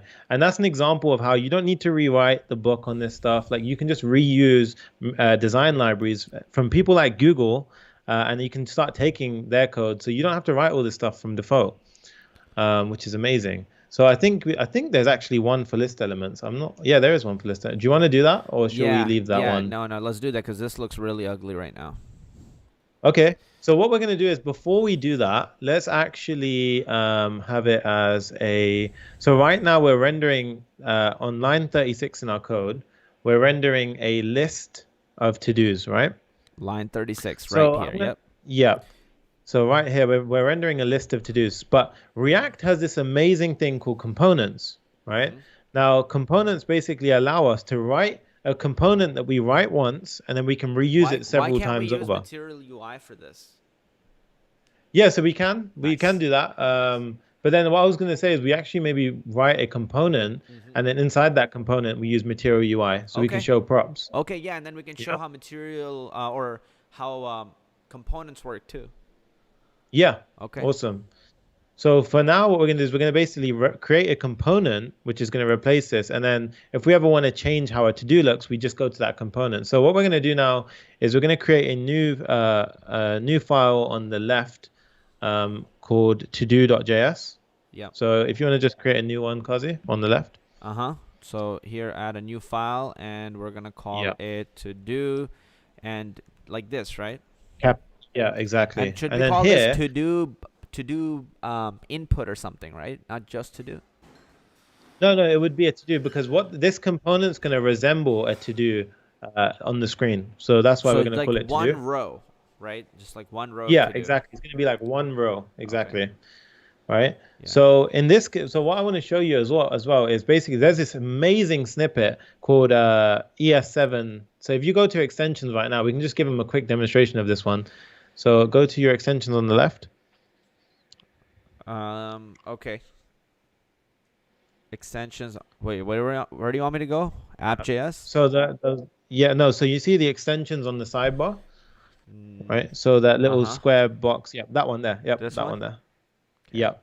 And then you type in ES7 there. So ES7. By the way, this is the plugin, guys, we're using to be able to be on the same Visual Studio Code. Exactly. So here you want to type in ES7. Yep. And click that. And then you see that top one, ES7 React Redux snippets, right? Yeah. I just want you to click install on that. Okay. So guys, 1 million people download this, and it's so powerful right now because we always forget how to write the code for a component, right? So let's go back to our todo.js. Yep. And now all you need to type, Kazi, is RFCE. Yeah, and then press enter, and boom. Ooh, that is nice. That is really, That's really crazy, helpful. right? How do That's I so remember cool. RFCE? Is it React Framework Control? I don't know. What is So RFCE? it's React functional component with an export. Beautiful, beautiful, beautiful. Okay, great. I Yeah. love that. Nice. And then what we're going to do now is basically we want to have We're also so using if we just pretty. go back, We're also another one that we recommend you guys get is Prettier. yeah, definitely. So this is a really good one to use for your code as well. But okay, just Definitely. keep going. Yeah. Because that will save you guys doing the whole like indentation headache that we all hate doing. And another one I really like is Bracket. Oh yeah, that's really handy Because actually. this is super helpful when you are looking at your code and you want to know like which brackets. You guys see how it's like colored? How this yellow matches amazing. this yellow here, and this pink parentheses matches this pink parentheses here. Because once your code starts to get more and more involved, it starts to get very confusing in JavaScript, like what's ending where. So like this yellow starts and ends this yellow over here. That's amazing. They changed that now. It's actually much cleaner than it used to be. Nice. Okay. What was it So now before? what we want to do is go to app.js Uh-huh. and we want to grab the code that we have for our list element. So this one here, we're going to copy that, go over to our to-do element, Yep. and we're just going to paste it here, right? Uh-huh. Now, obviously, we are using a dynamic variable here called to do, right? Yep. So we don't actually have access to that right there. Yeah. And so what we're going to do is we're going to use something called props. Now, guys, a component is something that we write once, but we can use several times in several places. So we can reuse a component, and then we only have one piece of code to change that component. Props stands for properties, and it allows us, when we're reusing a component, it allows us to differentiate one component from another. So in this case, the to-do itself, the to-do title, Yeah. would be the prop that we're going to use, right? Uh-huh. So here, what we can do is we can write props, and then here we just write props.todo. Okay. So that's how we use props in React, right? Now, the next step is naturally, okay, we're passing through props, but how do we actually call our to-do now? So if we go back to app.js, Hold on, I'm trying to think. So what are we gonna pass in props? The so entire. you know Oh, we're just how, gonna pass the entire. We're gonna pass the entire array of to dos, or what is it? What is props going to be? so props can be anything you want. They can be just like how a div Well, has a bunch of attributes. So you can have on click, you can have class yeah. names. Okay. It's literally going to be like this, right? So we're gonna be passing it in our case. So we're going to just be passing it the to do. So the actual title or the text. So in this case, we could even call it text. So we can say text. So we're gonna okay, got it. So that makes sense. So we're gonna give it a to do, and then we're gonna do to do.text. No, we're going to say props.text because props is a set word, right? Got So it. we can So call it's, we can actually call this anything we want. We could call this, we yeah, you can can do. do that. But the thing is, right, you don't actually want to call it to do, otherwise it's going to get very confusing Yep. because I'll show you why is because when we go to do this, Yeah. let's go to app.js. Uh-huh. And when we actually use our to do, so here, when we do this, when we say to do, so this is how we do it. We say to do, and then we just do a closing bracket like that, right? Yeah. And now, remember, the prop was called text, right? Yeah. But we want the value of it to be the to do. Do you see what we did there?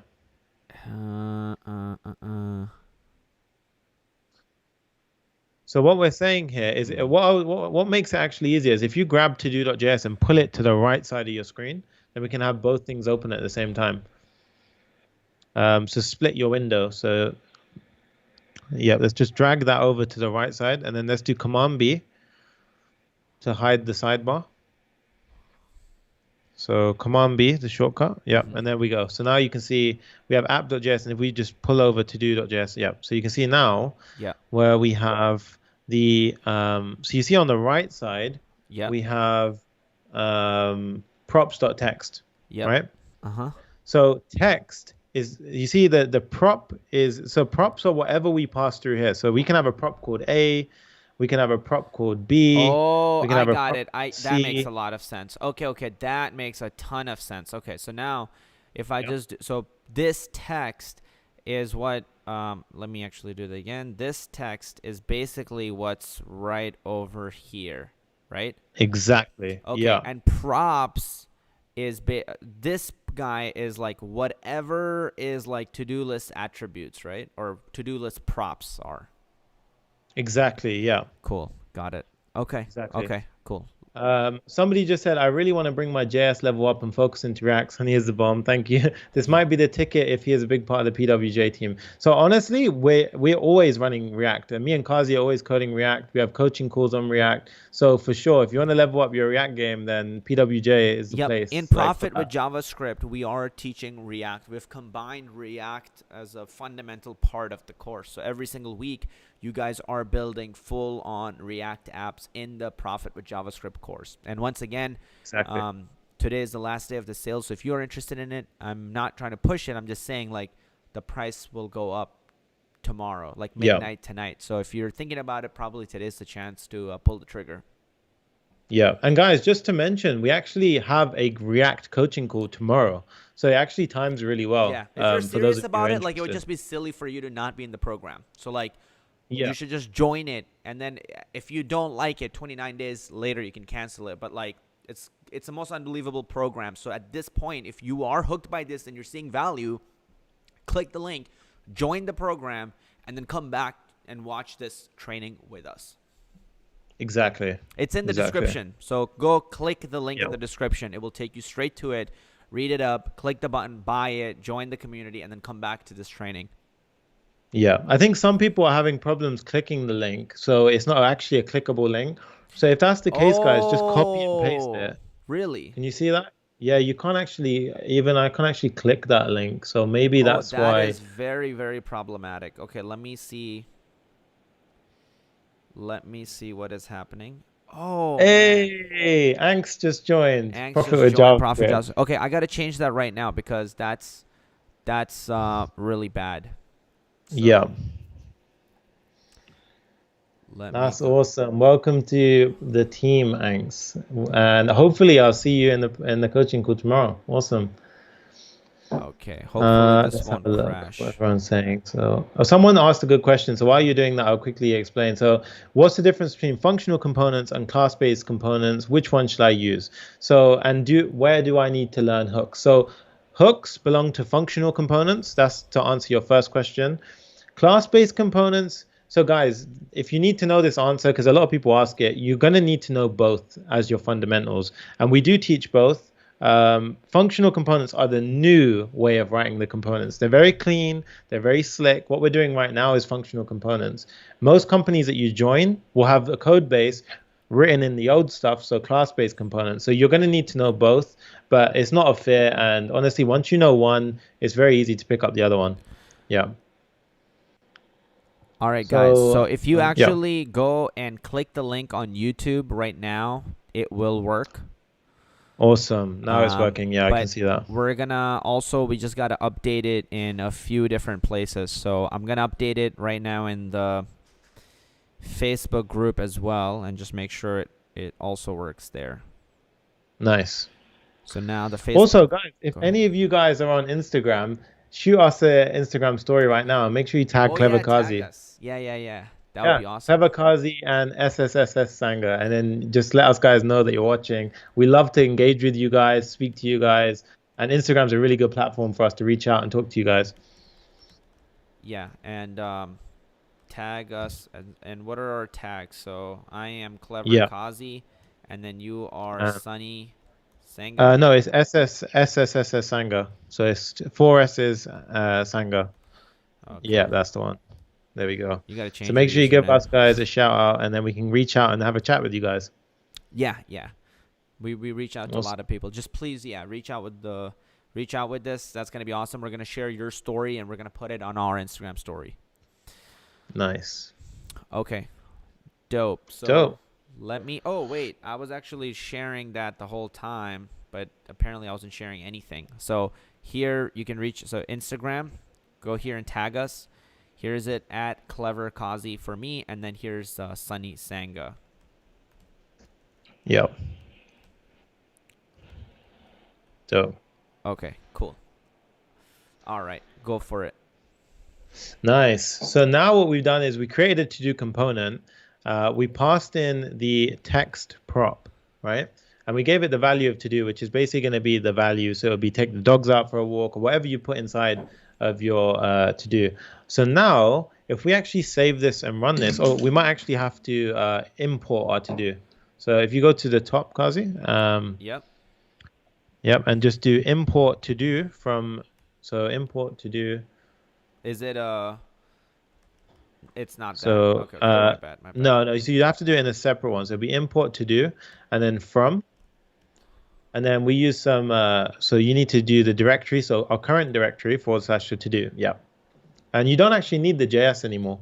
Nice. So it's actually really clean how we do that. Yeah, and now what we've done is we pulled in the to do that we just created, and it should be working now. So if we give that a save and we give that a run.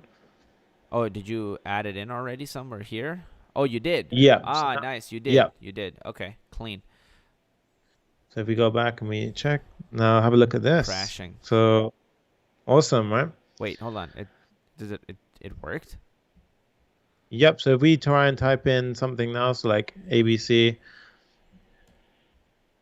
there we go. Okay, so it's not pretty yet, but it's Yep. So it's doing not pretty yet. something. But now what we just did is we actually just moved all of the code over to a separate component. Got So it. it's actually part of a cleanup process. Got it. Okay. So let me just write Yep. that down as well as a note. So break your code up into. Okay, cool. Nice. Awesome. Okay, so now what we're going to do is now the really nice part is that we're going to actually upgrade this to do a component to have material UI. But all of the code now that we have to handle is just this, which is really clean, right? We don't have to worry about all the other code. We just add it here and everything will work for us. Yeah, that's perfect. That's perfect. We can add as much complexity as we want, but it's not going to be all in that same app.js file.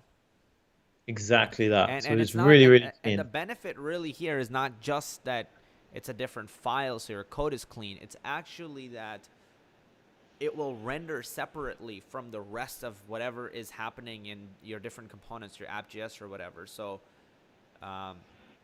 even if this is loading, it won't cause your entire app to not load, right? It will, everything else will still load, and then your component will keep loading, and it will like get refreshed later.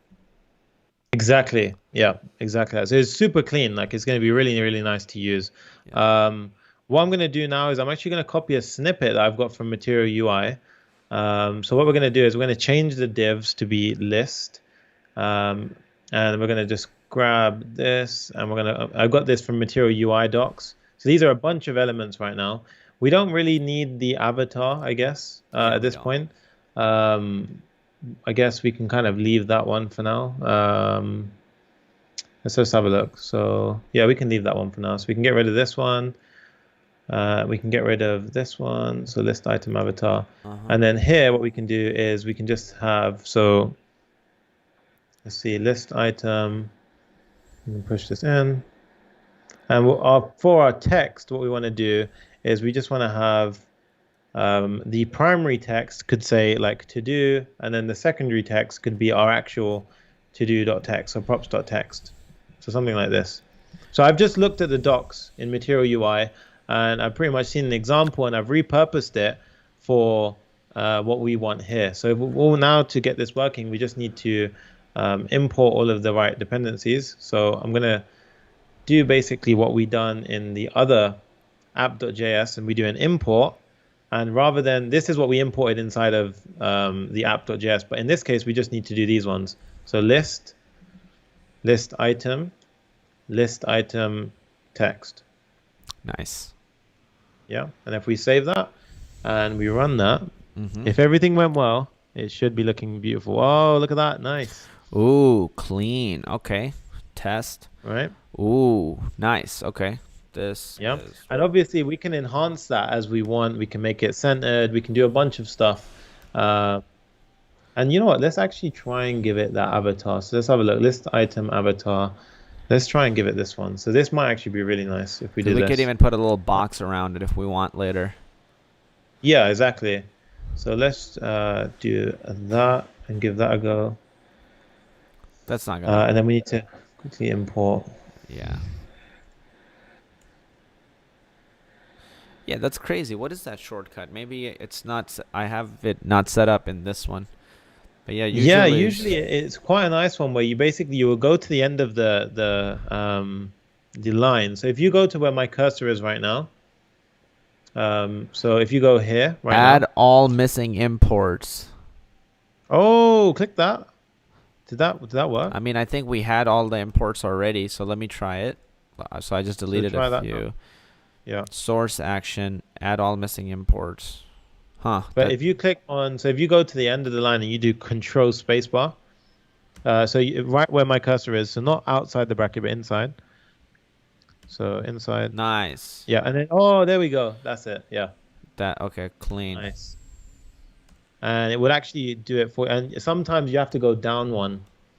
Okay, yeah, so Doesn't always work, but it's quite a nice one when it does work. No, it's working. It's so we've working. got this. It's awesome. One. Oh, nice. Oh yeah. And then I'll go to list item text.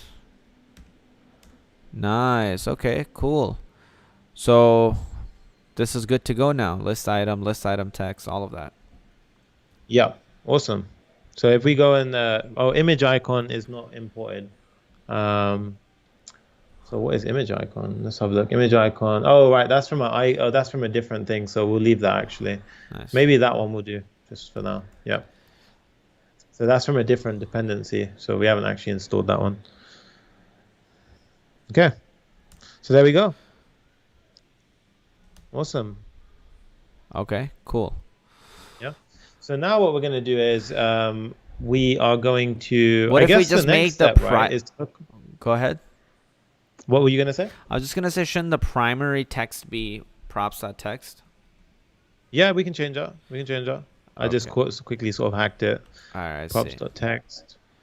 We don't need the second brackets. Oh, okay. So, Cool. Yep. And then this will just be like, let's just put like dummy deadline. Yeah. Oh, nice. Yeah. That's a good use case. Yeah. Awesome. Okay, that looks pretty. Yeah. And a quick sort of like tip here. So now say we want to style that list to be centered, right? So every component can have its own CSS. So here, let's create a new file. Oh, my bad. Oh, I didn't know you could do that. But if we were going to do this, we could do import /todo.css. So we need to make a file called todo.css. So Mark, you make give me file. 1 second. Mark Johnson is asking preview videos of PWJ course. So we're not doing preview videos, though that could be a good idea. Maybe we could put some preview videos. Yeah. But if you go to the page that we have in the link, like underneath this video, that will basically show you what the whole course is about. And I have a full video explaining all of the things that you actually get from the program. So if I were you, Mark, I would just check that out and then just jump in the program, and then from there you can decide how you like it, and you can cancel at any time. Yeah. Awesome. What were we doing now? We were saying we were trying to center it. We were trying to center it. Yeah. So let's create a file called todo.css. Okay. So we will create that file todo.css. What's the reasoning behind every file name being like capitalized like that? Yeah, so it's a good question. So that it's a standard really. So that way you can quickly identify what is a component. So if you notice all of the components here, to do app.js, they all have capitals, right? So as long as you have a capital and you stick to that standard, especially when it grows, so it gets quite big, your project, especially when you're in a production environment, it's very quick to then see what's a component and what's not. Okay. So that's the sort of reasoning. Yeah. Okay. All right, let's keep it going. Because right now we're at 208 viewers. So I just want to make sure everybody can get as much as possible. Yeah. So I'll slow my questions down a little bit. So if we go to todo.css, and now inside of todo.js, I'm going to add a class name to the list. So I'm going to say class name equals, and let's just call it todo. I can't see where you're writing. Oh, okay, you're writing right here. Okay, got it. And then here we just, inside of todo.css now, I'm just adding that CSS rule. And here I'm going to say text align center. And this maybe do it. This might do it. It depends on how we've set things up. But let's save our to-do and save and the todo.js. Got it. And then let's go back. Right. Okay, so this happens typically because we have a component inside of, so Material UI has a bunch of rules that is built into it. So I think one of them might actually be centering. What we'll do is, I think let's actually keep this to the end so we can style it at the end. Yep. Because what I would typically we can even host it right now if we want, or I mean, we can even start connecting Firebase to it now. Yeah, let's do that. Let's do that for now. So let's get rid of this for now. Okay, so what we're going to do now is, remember guys, in the beginning, what we did is we set up Firebase and we got a config. So a little config, right? Yep. And what we need to do now is actually connect that config. So what I want you to do is create a file called firebase.js. And this is the beautiful part, because right now it's so quick to do this, right? So that's the config, right? But what we're going to do now is I have a little snippet of code that I always use. So I think it's, let me get it 1 second. So I always have this snippet of code that I use, and all you guys need to do is actually just copy this. So pause the video, copy out what I've written here, and we'll explain exactly what it's doing. So this snippet right here. So if we basically, so this one right here. So it says comment out the top right now. And so this is what it's going to do is it's going to import Firebase. So we need to actually install Firebase. So Kazi, if you want to install Firebase to the project. Okay, so let me go to Firebase. Oh, nice. Mark Johnson actually just joined. Nice. Awesome. That is awesome. So if you want to go to, not Firebase here. So if we go to npm, all we need to do is npm I and then Firebase. So inside of a terminal, we do npm I Firebase. And what that's going to do is going to install all of Firebase dependencies inside of our project. Nice. Okay. Right? So while that's happening, what we can do is we can carry on. So we then have this command, this Firebase initialize app. So this is something that Firebase gives us, and all we need to do is that config that Kazi grabbed earlier. All we need to do is basically just copy that. So we can get rid of this for a sec, and then we can basically just paste that inside of here, and that's like our key. So that's going to be the key that gives us the basic. All that is going to connect everything that we need to do. It's going to connect everything. So it's basically the key to our data, our backend, right? And here we don't need these services, so I'm going to get rid of this. And all we're saying here is we're saying using the Firebase app that we just initialized, so this one right here, we're connecting to Firestore, and we're basically just storing that in a variable called db. And then on line 18, so if you scroll down, on line 18, we export that, so that way anywhere else in our React app, we can just import it, and then we have access to the db. So nice. Firestore here, guys. If you just go over to Firebase on Google Chrome. Okay. So Firebase has a database. So if you click on the left, the database tab. Left, got it. Yeah, and then you click on Firestore. So it will say create database. And then you want to click on start in test mode. Yep. And click next. Yep. And here you can set it to US Central. It doesn't really matter, to be honest. Okay. But what we're going to do here, guys, is this is setting up the entire sort of database backend. So the real-time database, the querying, everything is just getting set up right now. And it's sort of doing all this for us just from what we just did there. So once that's done, we should be able to actually start using our database. And guys, your mind's going to be blown when you see how simple the code is to get this working. I'm pumped. Like it always amazes me. Yeah, I'm really, really pumped.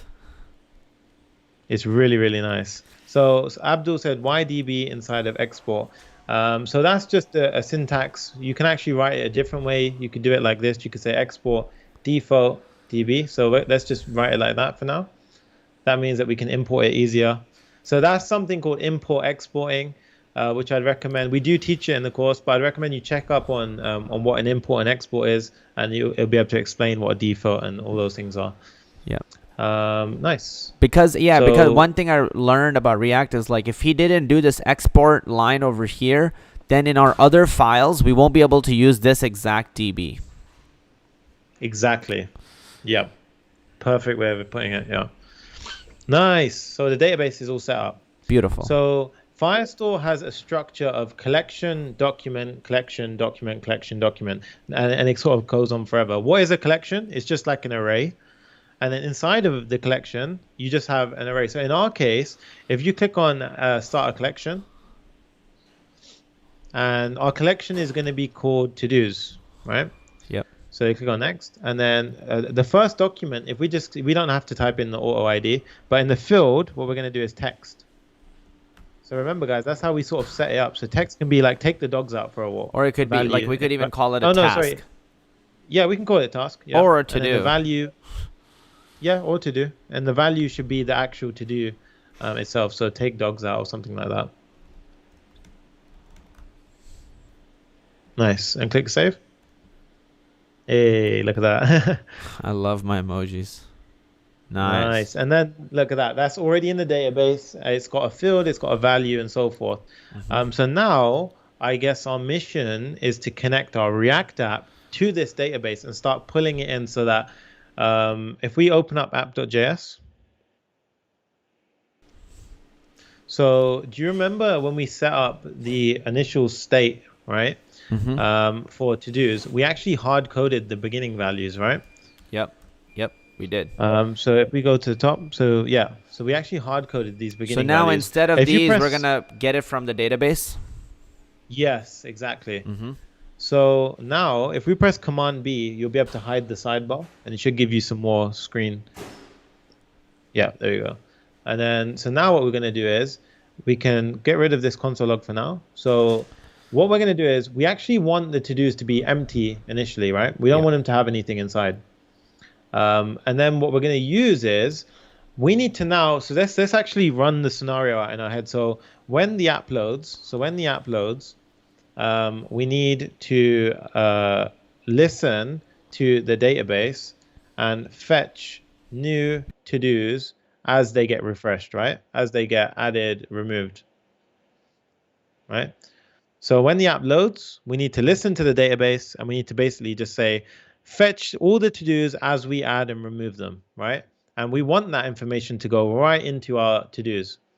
So that's the mission. And I would always recommend just writing a small comment as to what you're trying to achieve before you start coding. And the way we're going to do that is we're going to use something called a use effect.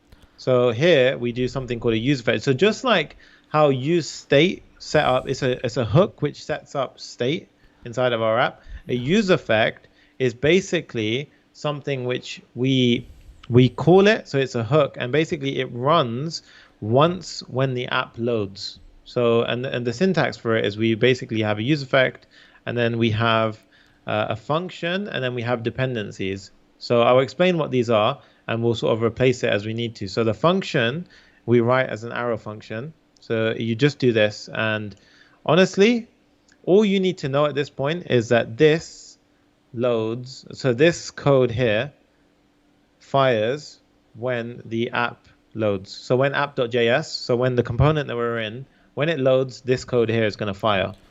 And this dependencies right here, you basically have an array here, and whatever is inside this array, so if you leave the array blank right now, it's going to run once when app.js loads, right?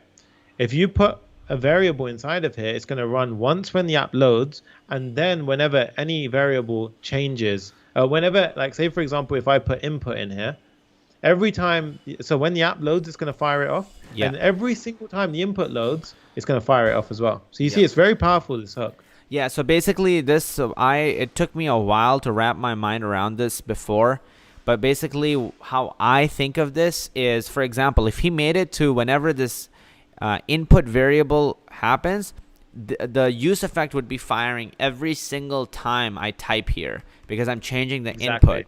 But if so then the input actually is the dependency. If he has no dependency, meaning he just has that like empty array, what that means is like the only time it fires is when I refresh the page or I start the page. But after the page is started, it will actually like never fire again based on any, it's not watching for any changes anymore. Exactly. I think we actually need to run the app maybe. Or are we doing that? Yeah, okay, we are. So yeah, keep going. Nice. Awesome. So in this case, we actually just want to run the snippet of code once when the app.js loads and never again, because we want to attach a listener to the database one time. We don't want to keep attaching a listener because it's going to get really stressful for the browser. We just need one listener which says, hey, when the database changes, ping me the new stuff, right? Nice. So the way we do that now is we need to import that special DB that we set up earlier. So we say, we say import DB from, and then remember the file that it was inside of was Firebase. And here what we do is we just do this now. So we say database dot collection. So remember we set up that collection earlier, which was to-dos. Yep. Hey, Mehrban's on the call. Nice. Oh, So yeah. you say database.collection to-dos. She also called you cute earlier. What was that? She also said you were cute earlier. That's Oh, really? that's The Sunny's first time I girlfriend, saw. guys. Oh, nice. That's my girlfriend, guys. What's up, Mervan? So we've got database.collection to-dos. Yeah. And what that is going to then do is we need to now say, so this is a bit that sort of just takes a little bit of getting used to. So every single time the database changes, we want to fire off some kind of event, right? Yep. And the one that we're really interested in is something called on snapshot. Yeah. Right? So that means that every single time it changes, it fires off a snapshot. And imagine a snapshot as like literally imagine a camera, right? Yeah. So every single time the database changes, it snaps it and it gives you that snapshot. Right? And whatever you decide to do with it is up to you, but it's just going to snap it and give you that snapshot. So in this case, we do snapshot, and then we need to have some code run whenever that happens here. So now what do we do with this snapshot? And this is the part which is a very slick ES6 line of code, but we'll break it down. So what we're going to do is we're going to say set the to-dos. So we want to set the to-dos to, and now this is the bit which gets quite intricate. So we're going to say snapshot dot docs. So this is going to say all of the docs. So remember when Kazi added a task or like a to-do inside of that collection? Yeah. So it's saying go and get all of the docs. And then we're going to say map through every single one of the docs. So docs are, in this case right now, docs is every single to-do that I've added to the database. Right now, it's only one that I've added. Exactly. Got it. Okay. Yeah. So we're mapping through all of the docs. And then we're going to say for every single doc, because remember the syntax for this is you've got the plural here and the singular here. So every time you loop through, for every single doc in this case, right? Set it inside of to-dos. Yeah, so we're setting that. So right now, this is kind of like the more complex bit here. So we're saying snapshot.docs.map through all the docs. So for every single doc, I want to then do doc.data, which then basically gives me an object back of all of the properties. So the only property that Kazi added earlier was one to do, right? Take out the dog. Yeah, take out the dog, but the key for that field was to do, right? Yep. Yeah, so the key was to do. But remember, doc.data is just going to give us back an object, right? So we need to match the sort of the previous shape that we had earlier, which was like strings, right? So ABC and then like DEF, for example. So now what we want to do is we want to say doc.data.todo, right? So we're going to say go through every single doc, right? Which is basically all of the to-dos. Get the to-do field, and it basically bubbles up. So this is going to bubble up into an array, right? And then we're setting that to become the to-dos.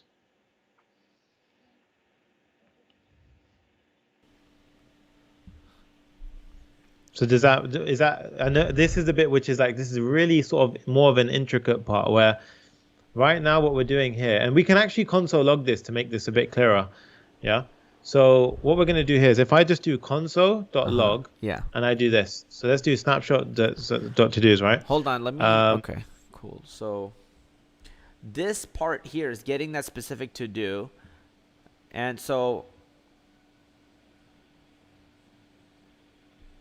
I'll show you actually if we don't add the to do here. What does this return? What is this whole thing like? What is this thing inside of the parentheses here gets evaluated to once this entire loop finishes running?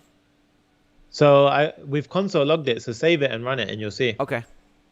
Yeah, because that's the best way to see it, and then you can play around with what you get back. Refresh. So now if we, so if we refresh, so whoa, what just happened?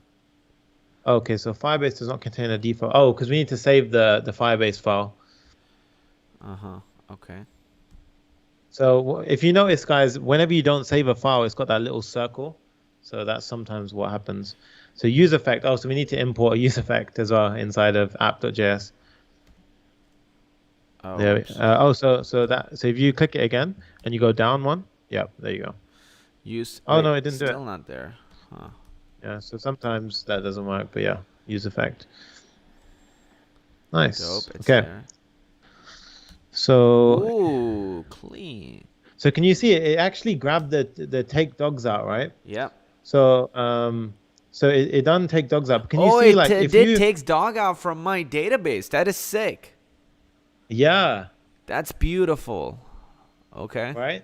But what we kind of want to do here is let's make the console a little bigger so we can just see it. So let's make the console a little bigger, and then what I'm going to do here is I'm actually going to remove the code that sets the to-do. So we're just going to be console logging, right? So we're actually not going to do anything functionally. We just want to see what's inside of doc.data here, Okay. right? So now if we refresh, Do I have to hit save too, right? yeah, we have to save, and then we go back and we refresh. So now if you go, so you see there you go. So that little object in the console. Yep, right here. So that's basically the collection. You see that it gives us back like an array of objects. Ah, so this is an array. So this will return to us an array of objects. That piece of code. And dot data. So basically, when I do properties. set to-dos, then it set the to-dos to that array of objects. Yes, but if we did that, so that's the bit where that's where everyone makes a little error. So if we did this, right? So let's just comment out this wouldn't work because our to-dos are only right now set to handle arrays, not array of objects.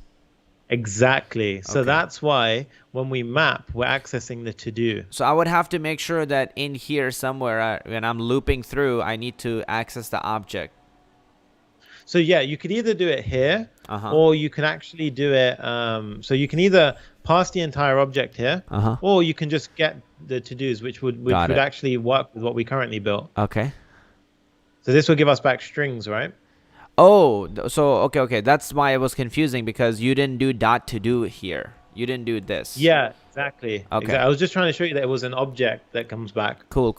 Okay, Yeah. Awesome. Got it. So then this basically is just at the end of the day like a flat array with no objects inside of it. Okay. Exactly. It's a flat array of strings, right? Nice. Okay. I would recommend that you usually do pass back the whole object because then you can do more complicated stuff. So right now this allows us to read from the database.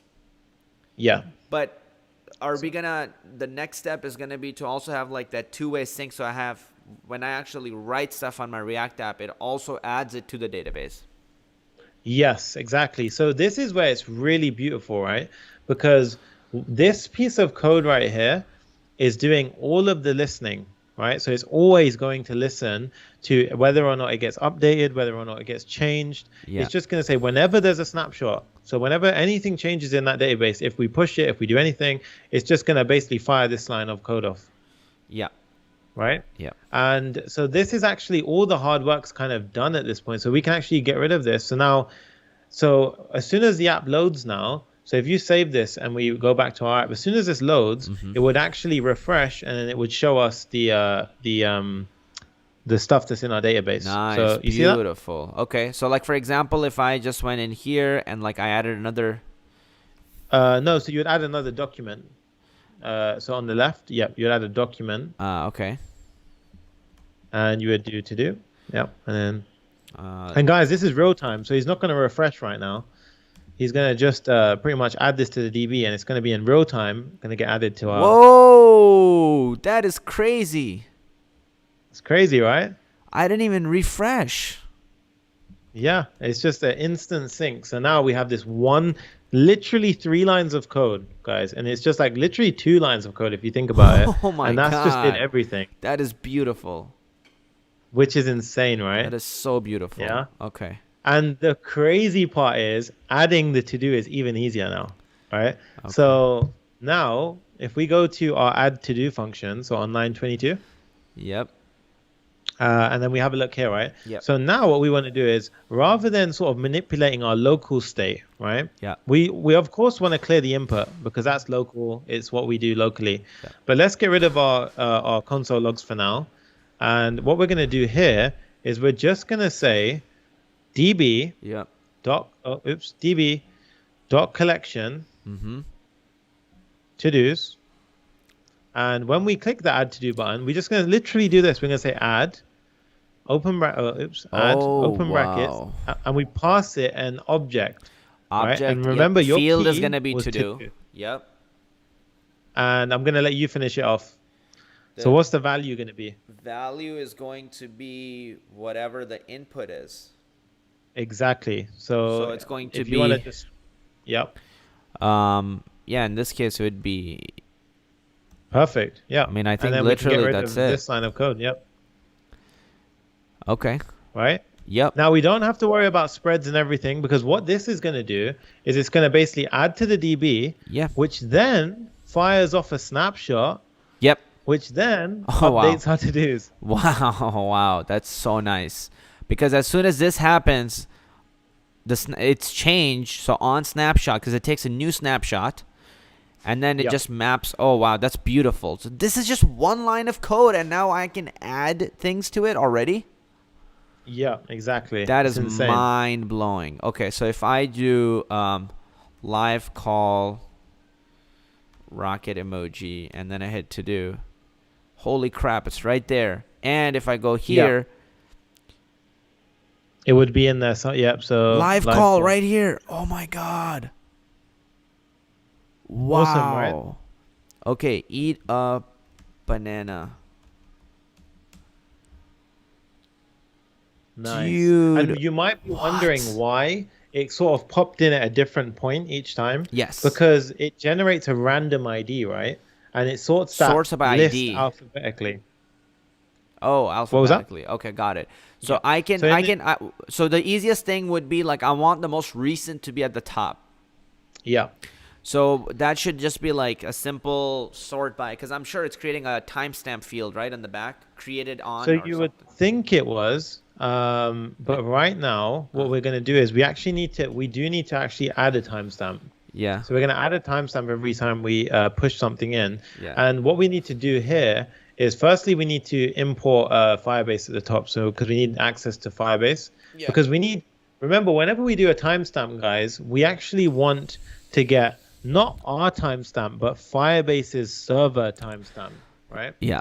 Because then that way, no matter if Kazi pushes it in America or I push it in London, our server timestamp will be the same. So it's always going to be correct, right? Otherwise, it could have timing issues. So at the top of the file, we're going to say import Firebase from Firebase. Yep. So the actual dependency we want. And then we basically just need to get the timestamp value. So here I'm going to do Firebase dot, I think it's Firestore. And then I just need to check this one second. I need to, following you. I always need to Google this piece of code. And the guys, it's always normal to do that, by the way. Like, nobody remembers this stuff fully off the top of their head. So Firestore, I need the server timestamp. So Nice. how do I get the server timestamp? Awesome. So earlier, just right now, we had Mark Johnson. He joined. That was super cool. So thank you for jumping in. And he was like, I went ahead and joined it to try and test it out for 30 days. Yeah, I challenge you. Test it out. I mean, stress test it. Just make sure you come to every call. We have like 3 to 4 live calls every single week. So come to those. Be a part of the Slack community. Go through the modules. Like, really extract the value out of the program. And you're going to be mind blown by it. Exactly. Because we always say it's always about how much effort you put into the course, which is going to determine how fast your progression is. So attend all those live calls, make sure you're there every single time, and just show up, and the results will come. Yep. Awesome. Nice. So now if we go back to the code, I found the code that we were looking for. If we go to app.js, so you see this here. It says firebase.firestore.fieldValue server timestamp, right? Got it. Now this is something that Firebase So this gives is us. this is Firebase's server, right? This is our Okay, this is where our app is hosted. Yeah. So, it's So using this their is going to be where the data is stored, the timestamp of that server. Yeah. Okay. Yeah. And the reason why we use this is because when we push in, no matter where we are in the world, where we push in, that timestamp is going to be consistent with everyone. Yeah. Right. So what we might need to do now is actually delete all the current to-dos, because they're not going to have timestamps. So if we go into Firestore, and we just go there, what we can do is a shortcut for this is if you go on the 3 dots on the top right. So those 3 dots, click delete collection and just type in to-dos. Yep, to-dos. We can delete the collection. And once we, you guys, if there's no collection, even if we push a collection in, it will create one for us. Does it So you don't still actually need does to it still keep them somewhere? Like, could you like restore it, or is it just gone? Like, so as far as I'm aware, it's gone. But I damn. think there is a rollback mechanism. So you don't actually need to do to-dos here. You don't need to create another one. Oh, wait, why I'll not? show you because I was going to show you how it works even without it. So Oh, because yeah, if I we mean, don't- yeah, we shouldn't have to, right? Because they'll create a collection on the fly if it doesn't exist. Is that Yeah. what it does? exactly that, yeah. Nice. And now The what we need to emoji do is- plugin I'm because- using, by the way, guys, is called it's called Rocket Emoji. It's Oh, yeah. fantastic. Get it? It's MatthewPalmer.net. So Crazy. it's for Mac, not for PC. Find something on PC, but it's absolutely awesome. So I just hit colon, and then I'll just write my whatever rocket or whatever word, and then it like pops it up. Yeah, exactly. Yeah. Awesome. So now if we go to the React app, back to the code. Yep. So where we do the on snapshot, all we need to do now to sort it is crazy. All we need to do is just do order by. So we say order by, and order by takes two parameters, right? It takes so it's just like a chaining, right? So we say order by. The first parameter Is like gonna to-dos. be- It's Or going to be the to- actual to- key to do, of the to thing do. that we want to. Yep. So the key is to do in this case, right? So remember, what are we sorting it by? The to do or the timestamp? The timestamp. Yeah. So this bit would be the timestamp, Yep. and then you would have ascending or descending. So here, Oh, I see. Okay. I think it would. I Descending. think it would be descending, right? Descending. We can try it. Because the Yeah, but we- most recent one is going to be the highest value. Yeah.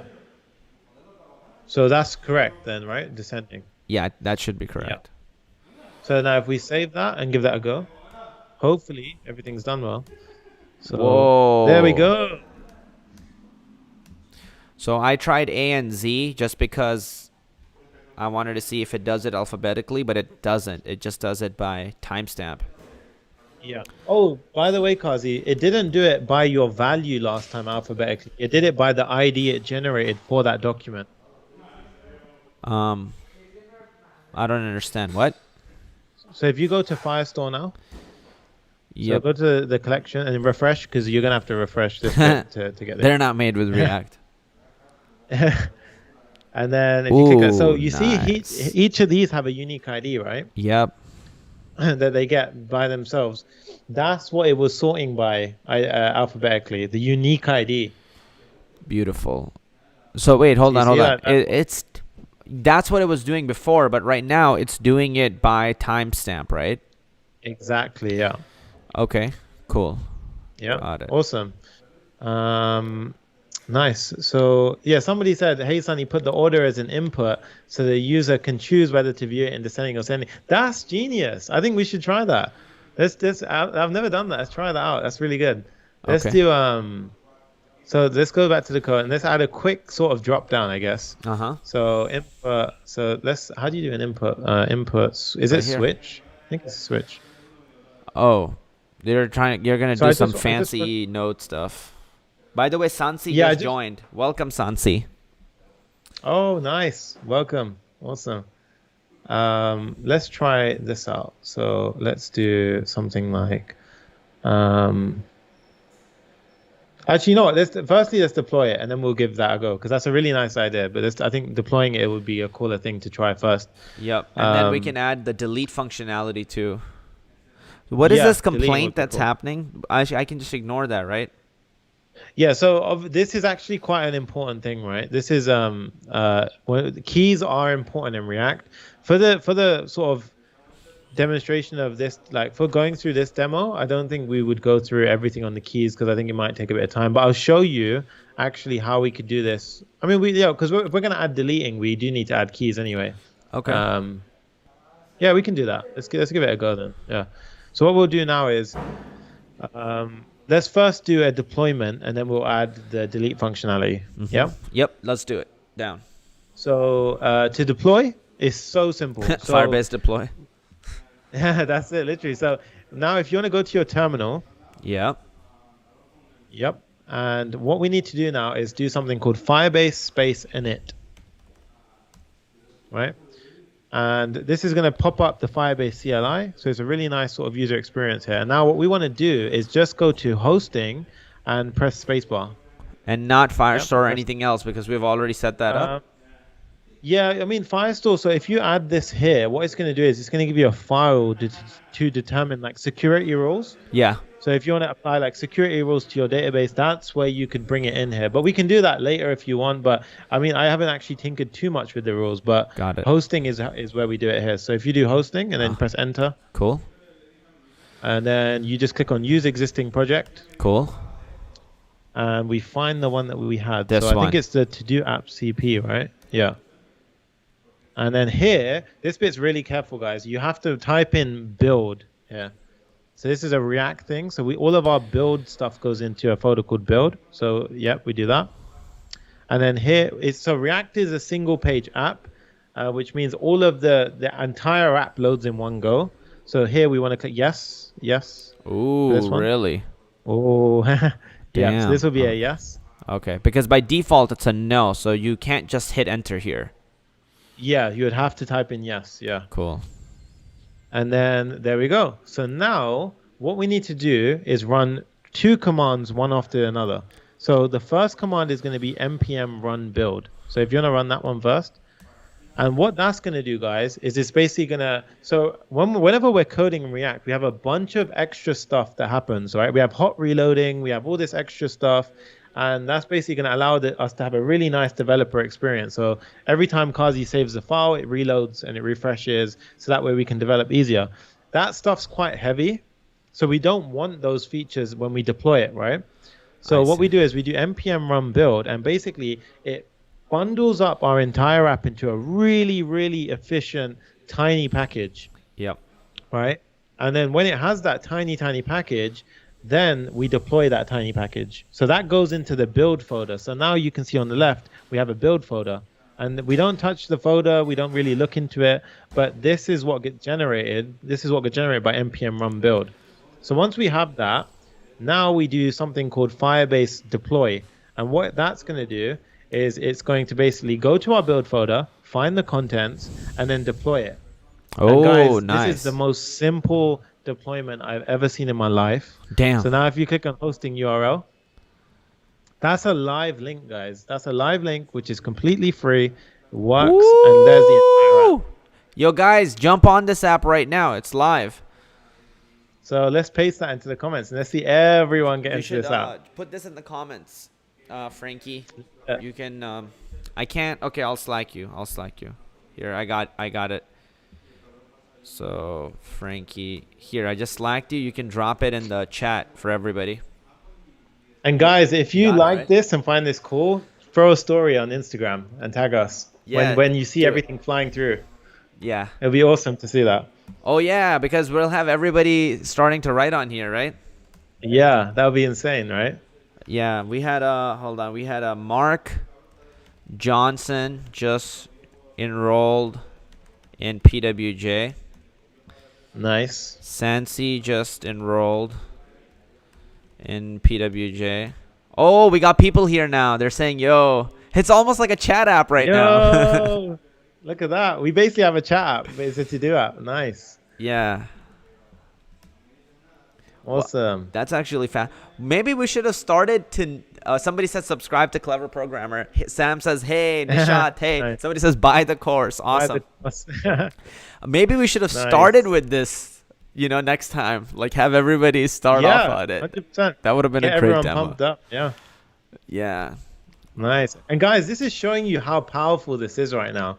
Like there was no server setups. There was no like headache and sort of intricate setting up. It's literally a case of we just deployed it. We had it connected to Firestore. And look at this. Everyone from around the world is all checking out. So somebody says, is React worth the trouble? 100%. 100% it is worth learning. It's one of the most, I think Kazi is the most highly demanded framework. Look at all these records that are coming in. Dope. Yeah, seriously, guys, this is like React is one of the hottest trends in the world right now. It's one of the things that is the most looked up, and it blew my mind when I started building things with it myself.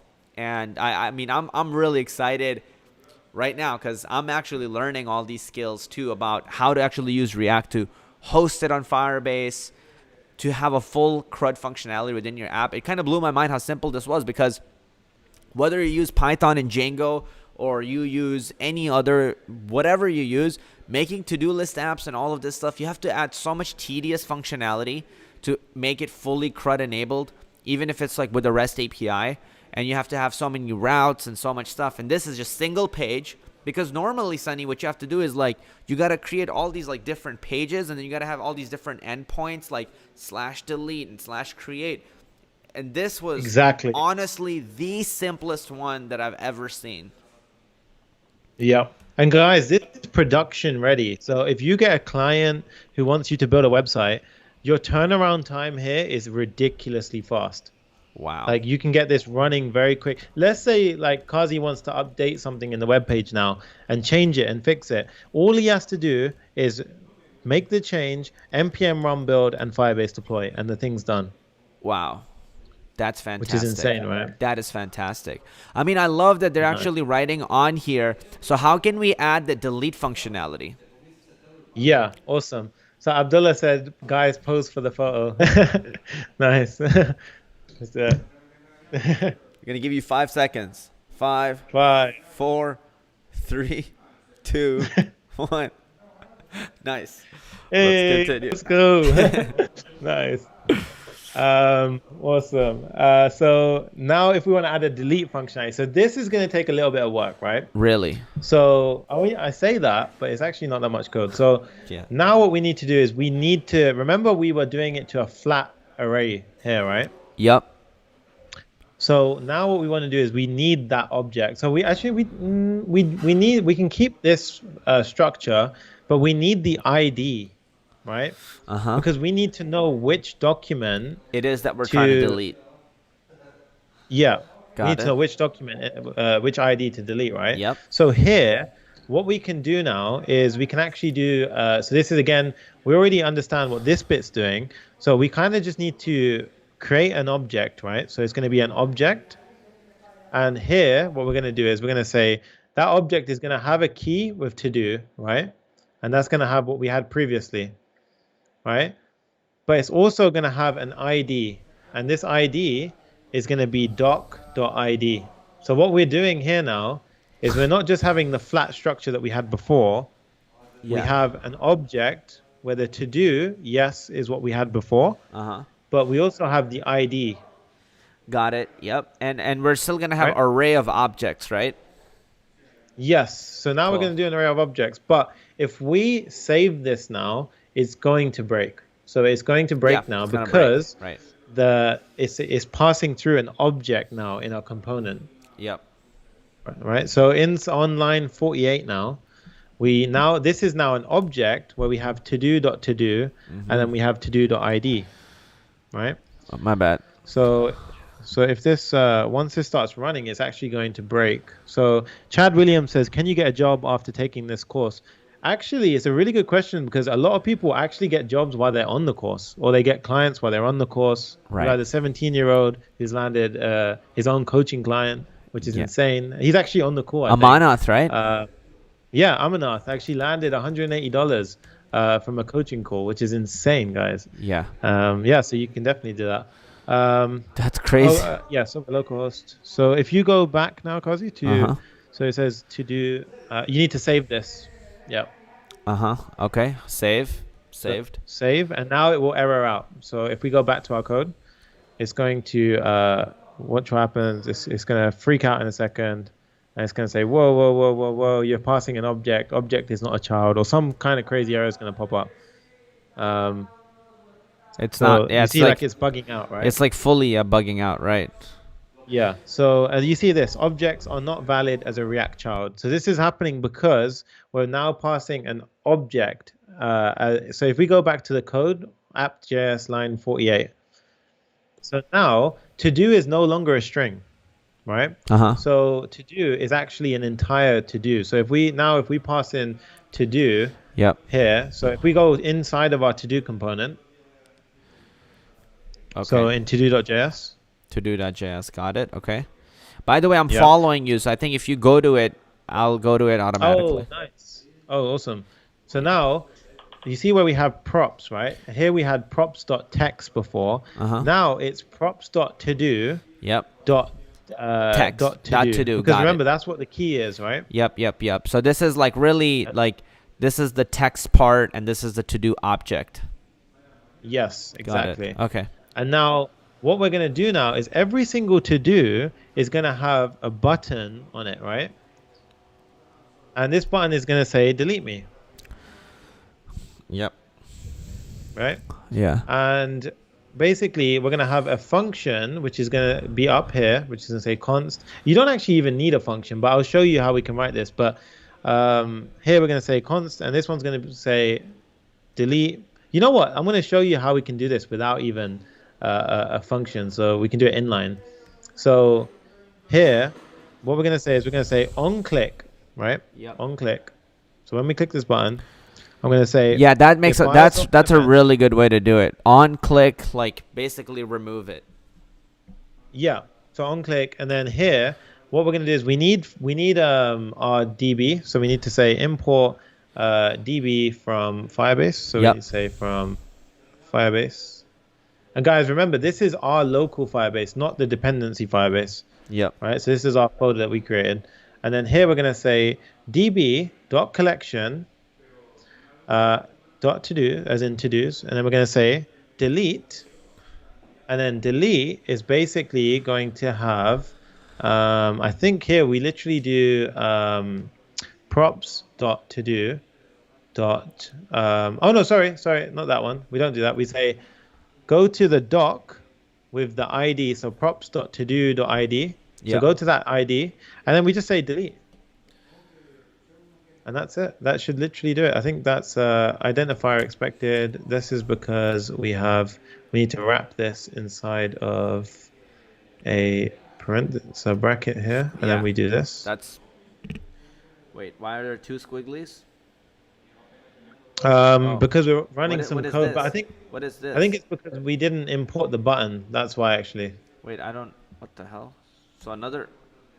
So get rid of these for a sec. I'll show you why. The reason why it's freaking out right now is because we haven't imported this. So, yeah, there you go. Okay, cool. Yeah, so now we're just running the Java. Okay, yeah, there we go. That makes a lot more sense.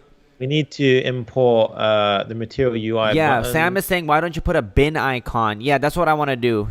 I just put like an X emoji, but we're gonna put like an icon. Yeah, and we're actually going to show you how you can use material UI icons, which would be even dope, like more dope. So let's you get, like, really refresh this and clean-looking see what icons. happens. I'm refreshing. You need to save app.js, Kazi. Otherwise, it's not going to. Yep. Okay. There we go.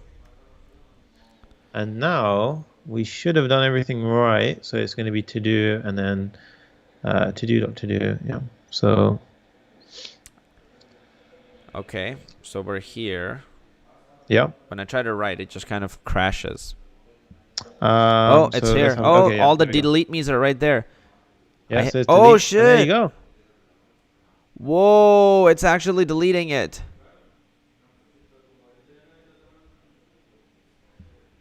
I think it's deleting it. Yeah, no, it is deleting it. So I tell you what, Kazi, if you put one window on the right for the Firebase app, and then you just keep hitting delete and have the React app on the left, you should be able to see the actual database showing red lines where it deletes it. Okay. So now if I hit delete, there's there's so many lot. records, so it might not be a case of So if you just spam the delete button, so you keep clicking delete, so it's going to delete eventually to a point. I think it's going to get to a point where we're not going to see it because there's so many things. Yeah, But it is deleting it. Yeah, it's definitely deleting it. Yeah, it's deleting it. Oh, I saw the red. You see that? I saw the red. Yep. So it is actually deleting it. Delete my message, please. Nice, right? So that's actually honestly insane because from one line of code, we literally just deleted things, and we did that by using the ID of the to-do. Yeah. Right. So yeah, if we want to use the icons, it's very simple. In Material UI, they've got an icon pack. So if you go into Google and just type in Material UI icons,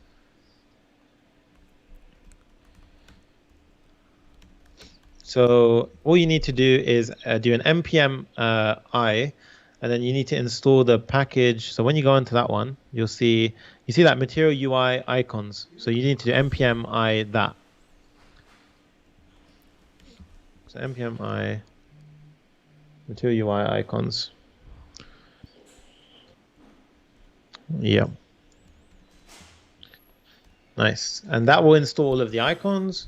And to actually use them is super simple. So now if we actually go back to that page that you're on and type in bin or delete.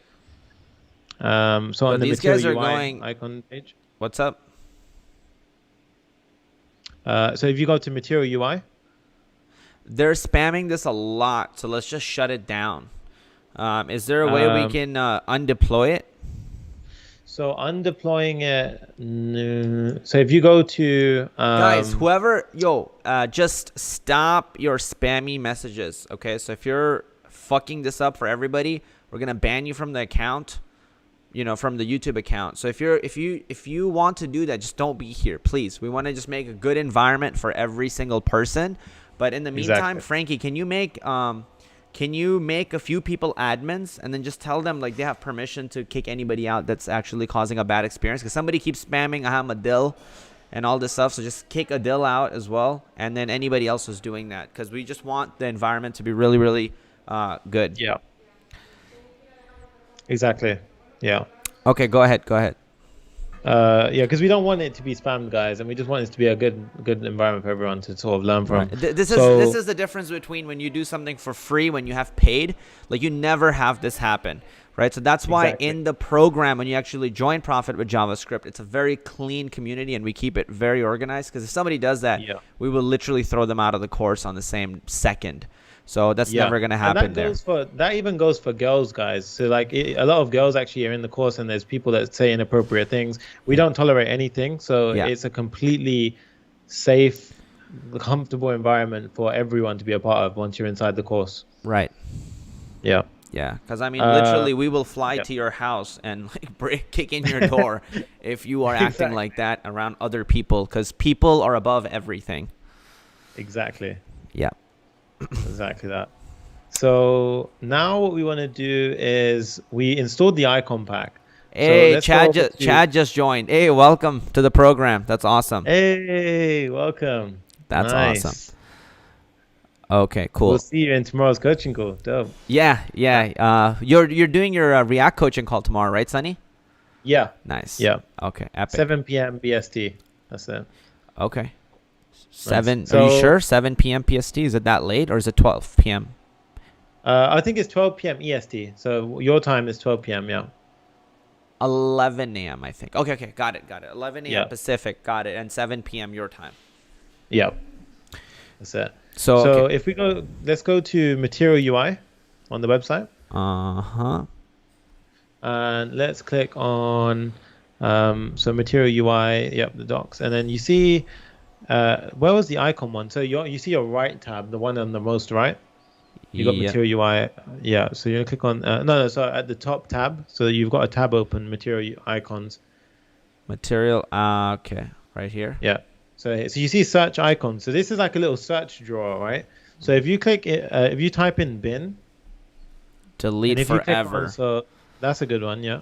So now you see it's got an import there, right? Ooh, clean. So this is so clean, guys. Like it's crazy how clean this is. So now you go into the todo.js. That's nice. So it wouldn't be here. It would be inside of the to-do. Yeah. So you'd put inside the to-do.js. And then here you want to do import, and then you want to chuck it into, What was that shortcut that you showed me that switches between recent files? Command P. Yeah, Command P, and then what? You just let go of it. Let go of what? I'm doing it. Command P. Sorry, you press Command P twice. So press Command P, yeah. Oh, I press see. it, P, yeah, there you go. Nice. Yeah, this is awesome. Like Yeah, I always switch between two recent files. Okay. that's really sick. Yeah, that's quite handy for being fast. So now all we need to do is type in literally, so we're delete forever icon. If you just replace button, so you see where you've got button. Yep. So you don't even need to do that. Honestly, you could just, you see if you highlight button, yeah, do that. And then literally make button self-enclosing so you don't have any text for the button. So we can get rid of all the text and all of the right stuff. Oh, nice. So make it a self-enclosing attribute. So oh, so like, okay, so you mean like basically do, whoops, do something along the lines of that? Is that what you? So Is that what you mean? yeah, exactly. Yeah. Okay. Yep. Cool. And And that will is actually it easy to undeploy the app or no? Yeah, I think it is quite simple. If you go to the Firebase console, we should be able to see there. I think there is a way to do that. Yeah, or we could just deploy a dead version of it so it stops it. So if you go to on the left and you go to hosting, so hosting, yeah, Hosting right here. yeah, you'll see one of the deployments are there. So oh, you need to go back to hosting. So yeah, that one. And then it will refresh. And now you see you've deployed it at the bottom. But if you go to, so the three arrows, the three dots, sorry. 3 dots. See on where it says clever Kazi at cleverprogrammer.com. Uh-huh. And then you've got collapsible. yeah, so there. And then let's see. So see release storage settings. So now what I think we'll do instead is pretty much have it so. What we could do is we could literally deploy a bugged out version. So we'll do that quickly to stop everyone sort of spamming it. Okay. Yeah. Yeah. So Yeah, if you let's just quickly do this. So we'll basically have it. So I'll disable the form and all of this. So in app.js, I've just disabled the form. So I pretty much like just Nice. commented it all out. Yep. And then I'm gonna do. So you need to do it in the terminal.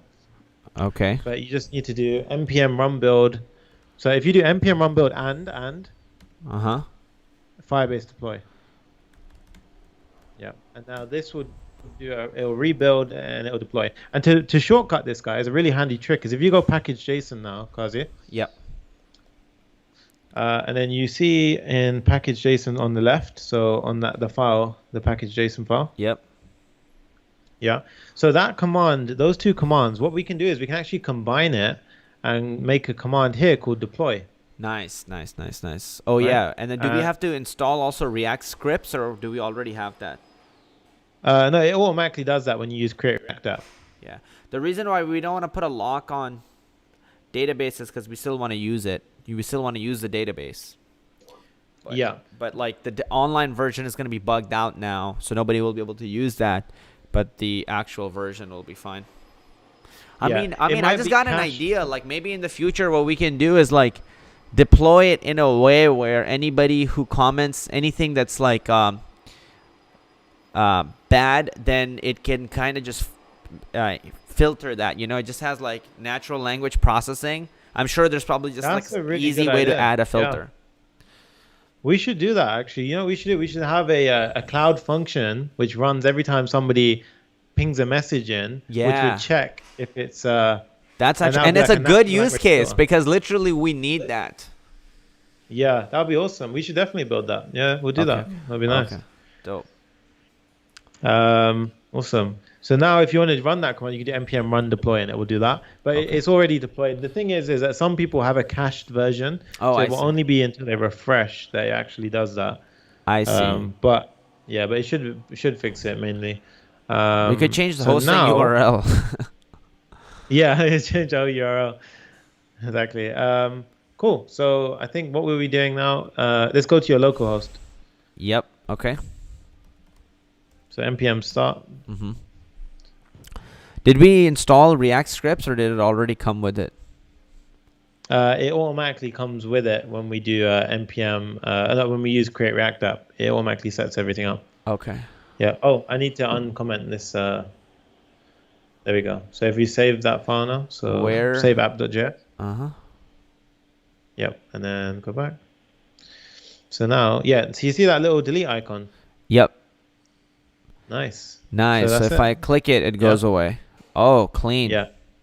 So you can add some CSS rules around it, which changes it to a pointer, Yep. which is kind of cool.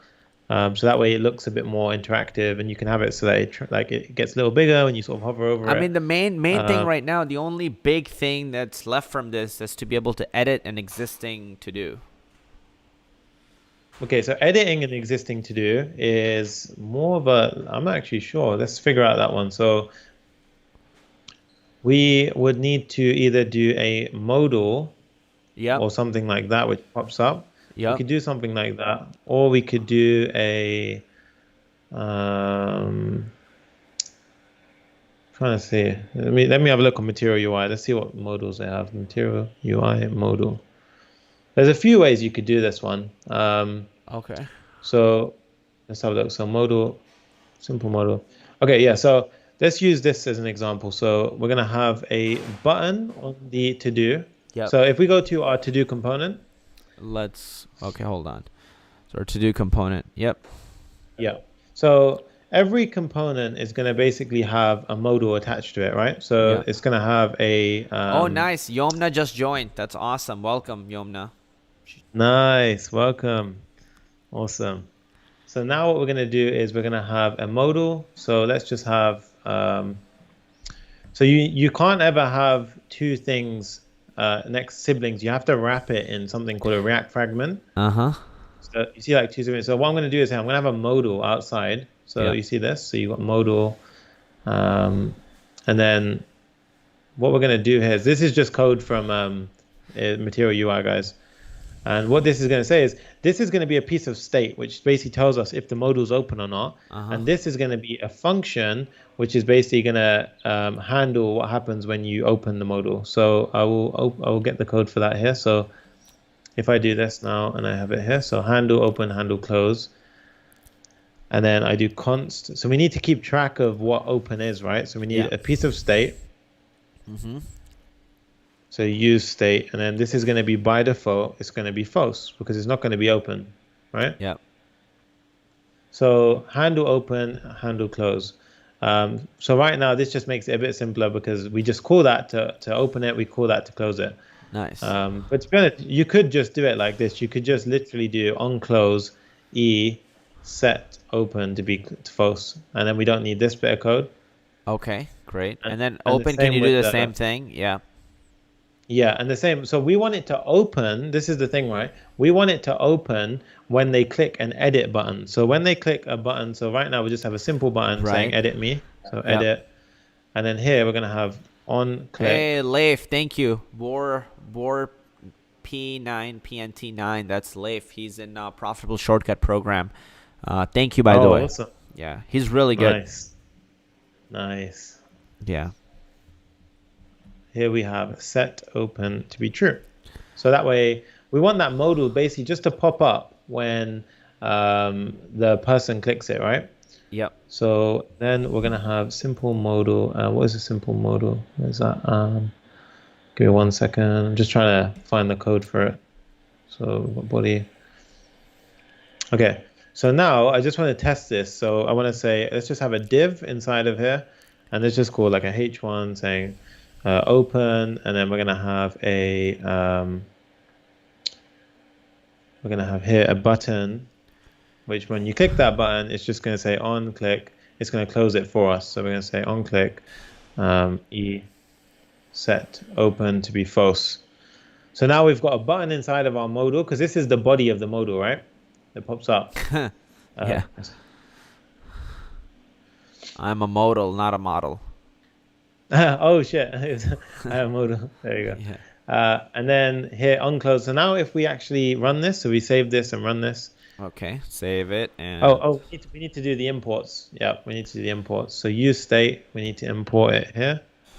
So modal, and then where's use state? Use state. It's up. It's already there. Just I think you just needed the modal. Modal is here too now. Nice. So now if we run that, so now if you click edit, Ooh, fancy. I know, right? Ooh, Good. clean, boy. Look at that modal. I mean, it's popping up, so I'm Nice. pumped. When I click out of it, it goes away. Yeah, awesome, right? So obviously we can style it, we can make it look really pretty. Right now it's quite ugly, but we can make it look really nice afterwards. Yeah. Um, so now what we want to do I is mean, we need an input. shouldn't it look somewhat normal? I mean, it's coming out of Material UI, right? Yeah, because we're not actually using, so they have something called modal style. So if we implement that, so I'll send you a link for the, if you just go to Google and type in Material UI modal, you'll see where I'm at. Uh-huh.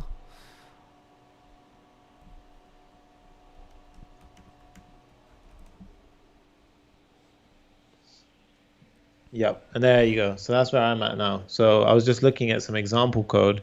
So I was looking at, you see where it says toggle the code snippet? Yeah. Open modal right there. Edit in Code Sandbox. By the way, Code Sandbox is freaking awesome, you guys. Yeah, so that's a really good way of playing around with this. Yeah. Actually, by the way, Sunny, maybe in the future we should be really using Code Sandbox to do this type of stuff. Because then That would be cool. Yeah, literally everybody could follow us along. that's true. Yeah, that's very true. Is it read only? Can we do like a read only thing or? They can't write on our thing. Like, they would have to fork it. Oh, nice. Okay, yeah, that's really good. Does it update in real time? Like if I was to come to yours or? Yeah, I mean, for us, I think it would be updating in real time. And then for them, it would just be like, if they want to write the code, they won't have access to write the code. They would have to fork it or something. That would be awesome. Yeah, we should definitely do that next time. Yeah. Yeah, because then I guess then people won't have to suffer the sort of starting it up headache, you know? Yeah, they can literally follow us along as we're building it. Exactly. Okay, dope. Let's just see where they've get the styles from now. So you can see in if you go to show the source of that code, so the So little if we go here, crocodile there's brackets. package. Okay, hold on. So you Yeah. see here, yeah. So you see there's a Styles. modal, Make right? styles right here. And it says, yeah, and inside of the modal, so at the bottom, do you see where we render the modal on the screen? Holy shit. Yeah, it's crazy, right? What is this? Recursive modals. It's crazy, and they all like nested correctly as well, which is crazy. So now if you go to the bottom, Uh-huh. so you see the body, right? That little body object on Yep. line 45. Yep. That's rendered in line 66 inside of the modal, right? Uh-huh. And if you see on the body, so 46 to 52, right? Yeah. They say div style equals modal style and Yeah. class name equals classes.paper, right? Yeah. So modal style is using something called, so if you follow the code up, it goes up and it gets modal style, which is a bunch of random stuff. So we're going to ignore the get modal style. So we're going to ignore modal style for now. We're going to get class name. That's the one we're interested in, Yep. right? So they use something, they've got a hook called use styles. So if you scroll up, Yeah. so we're basically going to implement that. So in our to-do, we need to do, we need to basically add that. So at the top, above our function, there you go. And here we need to basically, inside here we do const classes equals use styles. I think that's it. And then here, I think we have to import that. I don't know what the import was. What is it? So it's import. They're asking where the code for this is going to be available. We'll try to make the code. We'll make the code available for this later. I think, like, aren't we going to have problems with sharing APIs? Yeah, I mean, I'm not sure if it cuts off after a certain time. So what we'll do, guys, is we'll actually upload the code. I mean, how will we give it to them? That's the thing. So what we'll do is we'll upload it in a public repo, but on the config part, all you'll need to do is set up a Firebase, set up Firebase yourself. And then on the config part, you just need to basically, where we got the key, so that config stuff, you just copy and paste your one inside of there. So what we'll do is, after this video is done, in the description underneath the video, we will put the link to the code. And then you can go there. So if you're watching this right now as a replay, you can like in the description it'll be there, and then you can just like get the code from there. Exactly. Yeah. Yeah. Awesome. Okay. So at the top, I just imported make styles. Yep. So I just imported make styles at the top. Yeah. And then we use that in this line of code here. Yeah. And then, so that's a hook. And this is basically how you style things in Material UI, guys. So that's actually the documentation which has told us to do that. If we then save this and we run it, we should now have the styles that we saw. Roughly. I mean, it may be full screen, but it will roughly work. So we can edit. Okay, so I think maybe, 1 second. Is it saved correctly? Let me see. So I am a modal. Save. Let's see. Go to app.js, save. Is there like anything else I have to save besides to do an app? So, oh, we didn't add the classes. So the actual modal has no class attached to it at the moment. So you see the body right now. Yeah. Because you need to do classes.paper, right? Yeah, there we go. Yeah. There we go. Nice.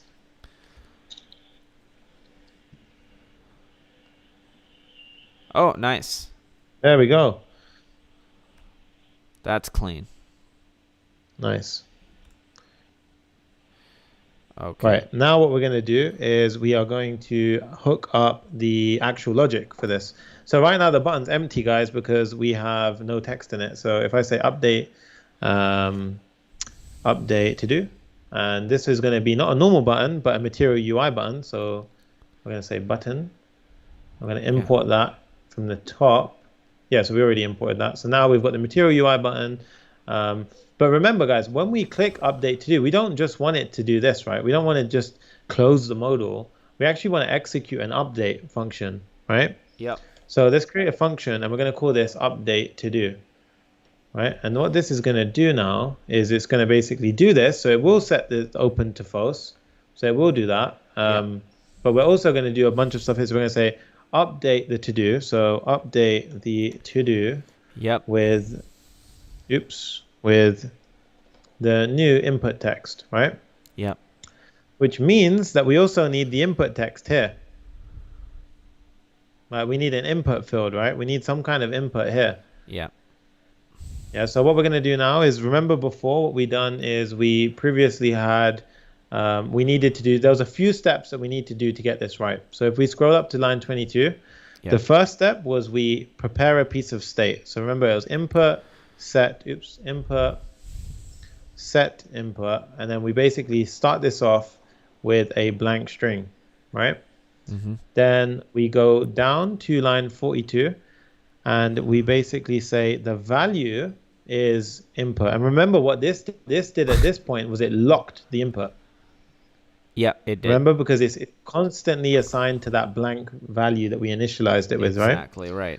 Then what we need to do is do an on change. So every single time you type, it fires off an event. And then what we're doing is we're setting the input to the event to be the event target.value. Yes, exactly. Event.target.value. And now that piece What's of it code complaining is going about here? I think that's just, it's bugging out, but it's not actually a bug. Like that should work. Yeah. Okay. Yeah. Sometimes it gets a little slow on like the linting. But there we go. So we have an event, and then what that's going to do is it's going to update the input. So now we have the input over here, right? Yep. Inside of the update to do function in line 31. Got it. Okay. Yeah. So we need access to our DB, which we've already done. We've already put it in. So we're going to say db.collection to-dos. Yep. Now, because we're inside of our to-do, we already have the ID passed through as a prop. So we're going to say to-do. Props dot to do dot id.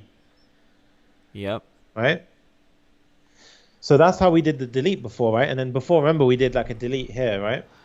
So the way you update things in Firestore is you say set, and you pass in whatever you want to pass in, but you have to include an option here. So afterwards there's a second parameter here, and it's and basically it's an option here, and what you need to say is merge true. Now what this does here is it prevents you from overwriting what was already in there. Right. So say for Oh. example, if I was to write like a So one, it two, won't. three. It's not gonna update the to do. It's not gonna remove the to do key. It's just gonna like add the key A, like append it Exactly. essentially. Okay. Exactly. And then Okay. if it found a key that matched, it would update it. Okay. So like for some Yeah. reason, if you wanted to add like a time, just you wanted to update the timestamp of it and not the to do. In this case, what it would do is like remove the to do. But then when Yep. you do merge true, then it will actually just append the timestamp to the to do. Exactly. And that's a really good point you mentioned timestamp because here, when we update it, we naturally want it to pop to the top. What happens? Another question is what happens if I see what you're saying. So you want to update the timestamp of the updated, right?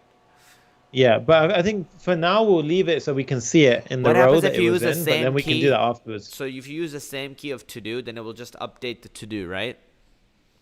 Yeah, exactly. Okay, cool. Because say, for example, I didn't have this and I used to do, it would do this, but then it will get rid of any other fields that are in there, Uh-huh. Okay. So to do which we in don't this want to case do, would be right? what? Input? Yeah, right. Uh-huh. And then what we need to do is, so that actually does it, right? So that's going to update the field, and then then we close the modal. But But isn't what input we want to taking do the here, input? Go ahead, go ahead. so, and I was just going to say one more thing is, the input initially, right? We actually want it. What we can do is because we already have the prop, which is the to-do text, right? We could actually do something like this. We could say props dot.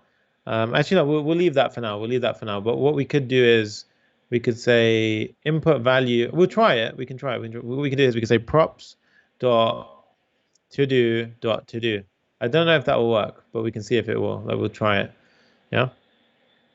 So what that's going to do is the initial value of the input would be the to do's value, Yep. right? Yep. Or actually, no, better yet, what we'll do instead, we'll leave this blank. We'll go down to our input on 947 Uh-huh.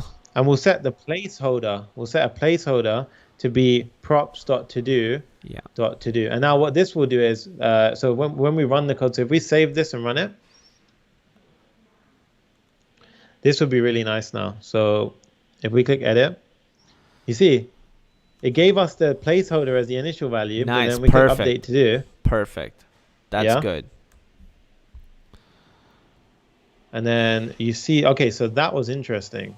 So the reason why, but if you was to refresh now, so Yeah. go back to that. If you refresh, Yeah. so delete this thing, he's saying bad things. So it didn't actually do it as we wanted it to do. So did you click on, oh, okay. Yeah, we don't actually even fire off update to do. Oops. Yeah. So right now we just closed. So update to do, we need to connect to our code on 948.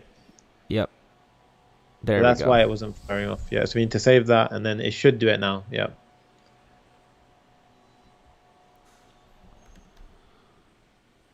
Ooh, clean. All right. Woo. Look at that. Nice. Okay, I like it. And you can do the whole wrapping it in a form and everything like that to get the enter functionality. Okay, got it. That's awesome. Yeah. So Crazy, right? So now yeah. we have full CRUD functionality. Yeah, essentially at this point we got full CRUD functionality, and basically what do we have? We have a full. I mean, actually, we can even write this down because I think it's nice to see it in writing. But essentially, Yeah. what we have done up until now is we have a Firebase, and this is also our database, right? Yep. The So app. Firebase is our database and it's our hosting. Yep, it's hosted online. Yep. Okay. What other things do we Yep. have? So it has what? So we have Full Material CRUD UI. functionality. Yep. Material UI for the designs. Material UI for the design. Yep. We have So let's have a look. We have form controls. We have material UI for designs.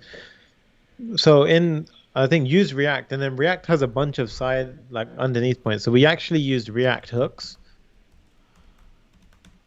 Okay, so under React, we can basically go.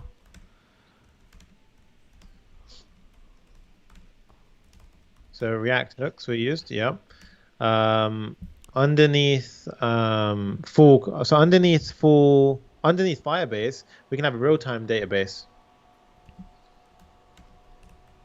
Yep, so real-time database. So, and the crazy thing is, guys, I don't think you understand, like, building a real-time database is actually harder than you think if you do it the traditional way. You have to have WebSockets, you have to have like usually you'd use something called socket.io. Yeah. And you would have to set up like a two-way sync between your backend and front end. Yeah. And you have to kind of maintain what's going on with that. I mean, even Whereas right now, here, I feel like it's so hard for us. Even we're hosting our data warehouse on Redshift, right? And we're using what is Postgres. The database is on Postgres, and like I'm having so much trouble figuring out how to have a two-way sync so I can like update it from other places, and there's no easy way at all. Yeah. Just so that for people who don't know, do you want to explain what Redshift is and what Postgres is? Right. So Redshift is basically an Amazon Web Service. Amazon has, Amazon. This is called Amazon Web Services, and they have something called Redshift, and this is essentially a Postgres database. When I say a database, just imagine a giant Excel sheet, like, that can hold, insane amount of data. Like, for example, when I tried to upload like a 10 megabyte file to my Excel sheet or a Google sheet, it crashed. So when you need something bigger than that with more functionality, you're probably going to be looking for a real database, So Postgres allows you to have like petabytes of data. Walmart is hosted on Redshift. Exactly. So and then it allows you to do a lot of things like add things, delete things, edit things, the basic functionality that you would expect from a database. Exactly. And just to mention there, Postgres is a SQL database. And what we just use now is more closer to something called a NoSQL database. Yeah. But what Firestore did, right? So Firebase initially had something called the real-time database, and you guys might accidentally use this instead. That's a NoSQL database, which is essentially a JSON tree, right? It's just a massive JSON tree, whereas a SQL database has a lot of structure to it, right?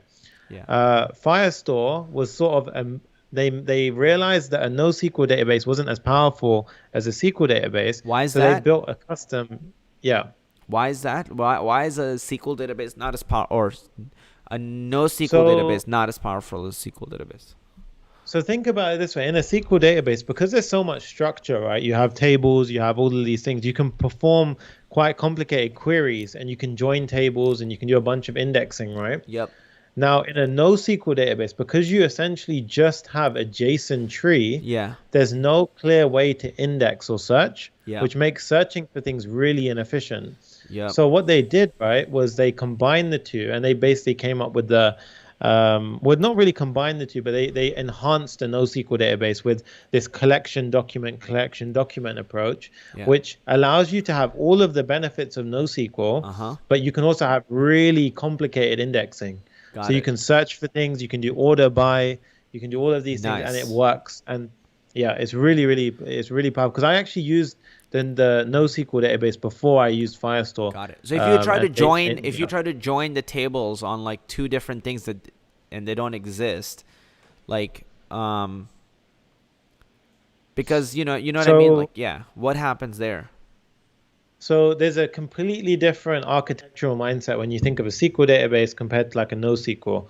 In NoSQL, you are completely responsible for how you build it, right? A SQL database, you pretty much have, and also Chirag says, sir, I have one question. Yeah, shoot your questions, we'll answer them, no worries. So SQL database, you have very clear structure. You have primary keys in tables, you have foreign keys which link to other tables. There's a very clear definition of how things should be laid out, right? In NoSQL, there is no structure. There's literally a case of what is good practice, what is bad practice. So let's say in SQL databases, you do something called normalization, right? Yeah. Normalization is basically removing all of the repeated data, right? So you don't Yeah. want to have repeated data in a SQL database. Yeah. Um, However, when you have a NoSQL database, Yeah. it's actually weirdly good practice to sometimes have, let's say we had a collection of users, Yeah. right? And we had like users and their information inside of each document. Now, let's say we have the collection of messages, right? Yeah. In every single message, we could literally have the user's ID inside of the messages to correspond to the user, right? Now, you could also do it the other way. So inside of all of the users, you would have another collection with the message IDs. So at this point, you have two places where you've got repeated information. Yep. But because of the way that a NoSQL database works, that works better. So Really? you see what I mean? I see. There's a much bigger architectural decision when you use a NoSQL database. But honestly, guys, when you're starting off, it's a case of you run into these problems naturally. Right. So it's not a thing that you need to really like kind of Worry go about like choose. beforehand and Yeah. everything. Okay, awesome. So Yeah. what else is left for what we're doing right now? So I guess like the styling of the app is something which we could mess around with. But otherwise, functionality wise, I think we Functionality. have a complete we have a complete built Firebase app, Awesome. a Firebase React app. It has full CRUD functionality, Material Yeah. UI. It's using the latest ES6 standards with React hooks. Yep. And it clearly demonstrates how easy it is to deploy, how easy it is to get it up and running. And guys, this is completely free. So if you want to have this and build this, I highly recommend you build it, add it to a personal portfolio, which is also hosted on Firebase. And then you pretty much have something to add to your CV, which you can use. And this is really impressive, guys. If you show up to a job interview with this, they will be impressed. They will be like, wow, because this is quite cutting edge stuff, right? Like Kazi, when I first sort of introduced you to Firebase and React, what was your initial reaction? I was really, I mean, my initial reaction was like, I didn't want to learn React. I'm like, man, can we just do this with Python? And once I started getting into React and I started picking up things, it really blew my mind, especially just because once I learned about components and how they work, the development is so clean and then my apps are so fast. And then adding like the Firebase on top of it, I mean, and everything just happens in real time, that is freaking mind-blowing. Yeah, that's it. And once you really see that for the first time, especially once we deploy it and everyone's sort of using it, that's usually the sort of like wow moment that everyone sort of realizes. That's really where it clicks as to how powerful it is with so little code, Abby which is says amazing. out of topic, but it's 4:30 in the morning. 4:30 in the morning where she is at, and she's like, I'm currently watching this, no regrets. That's awesome. Nice. Yeah, nice. That's awesome. So guys, at this point, what I would say is like, look, the app is ready to build. You have an app that completely works. It's built with React, Firebase, is Material UI. You can improve it and you can build things on top of this if you want to. You can take it really to the next level. But I think we're gonna wrap up this tutorial, right? Yeah, I think so. Okay, so what we're going to do is we're going to wrap this tutorial up, and what I recommend you guys do at this point is if you got value out of this and you thought that this was awesome, wait till you actually join the Profit with JavaScript course, because in that program, we go deep. Like you get all the 15 modules, you get all of the training. I mean, maybe I can even show it on the screen. Yeah, that would be awesome, I think. Okay, cool. So let me go ahead and share that with you guys. So this is the Profit with JavaScript course, you guys. You know, this 4th of July sale is coming to an end in 10 hours. So I would recommend you check that out. But, you know, go ahead, check this program out. Some of the things that makes it different from any other program is really like the fact that you have success coaches that are with you. So Sunny, like, can you tell me a little bit about the success coaches part? Yeah, so success coaches are really where I personally feel like your development, your like progression as a developer excels, because a success coach is somebody who's going to give you one-to-one personalized video feedback for every single assignment you do, guys. So every single time you attend, let's say a live coaching call and we set some homework, when you submit that homework, it's not an automated system. It's actually somebody checking your code and giving you one-to-one personalized video feedback. And Yeah. that's going to help you become such a better developer because they're going to recommend what the latest standards are, if you what you did well, what could be Yeah. improved. You're going to have all of that one-to-one sort of communication and feedback. And Yeah. not only that, the energy between the success coaches in the community is amazing. So you constantly have an army of success coaches to ask for help, support. And not only that, guys, you have me, Kazi, Naz, all the people on all the coaches on the course to Yep. constantly just start a message. There's no like hierarchy. You can pretty much message anyone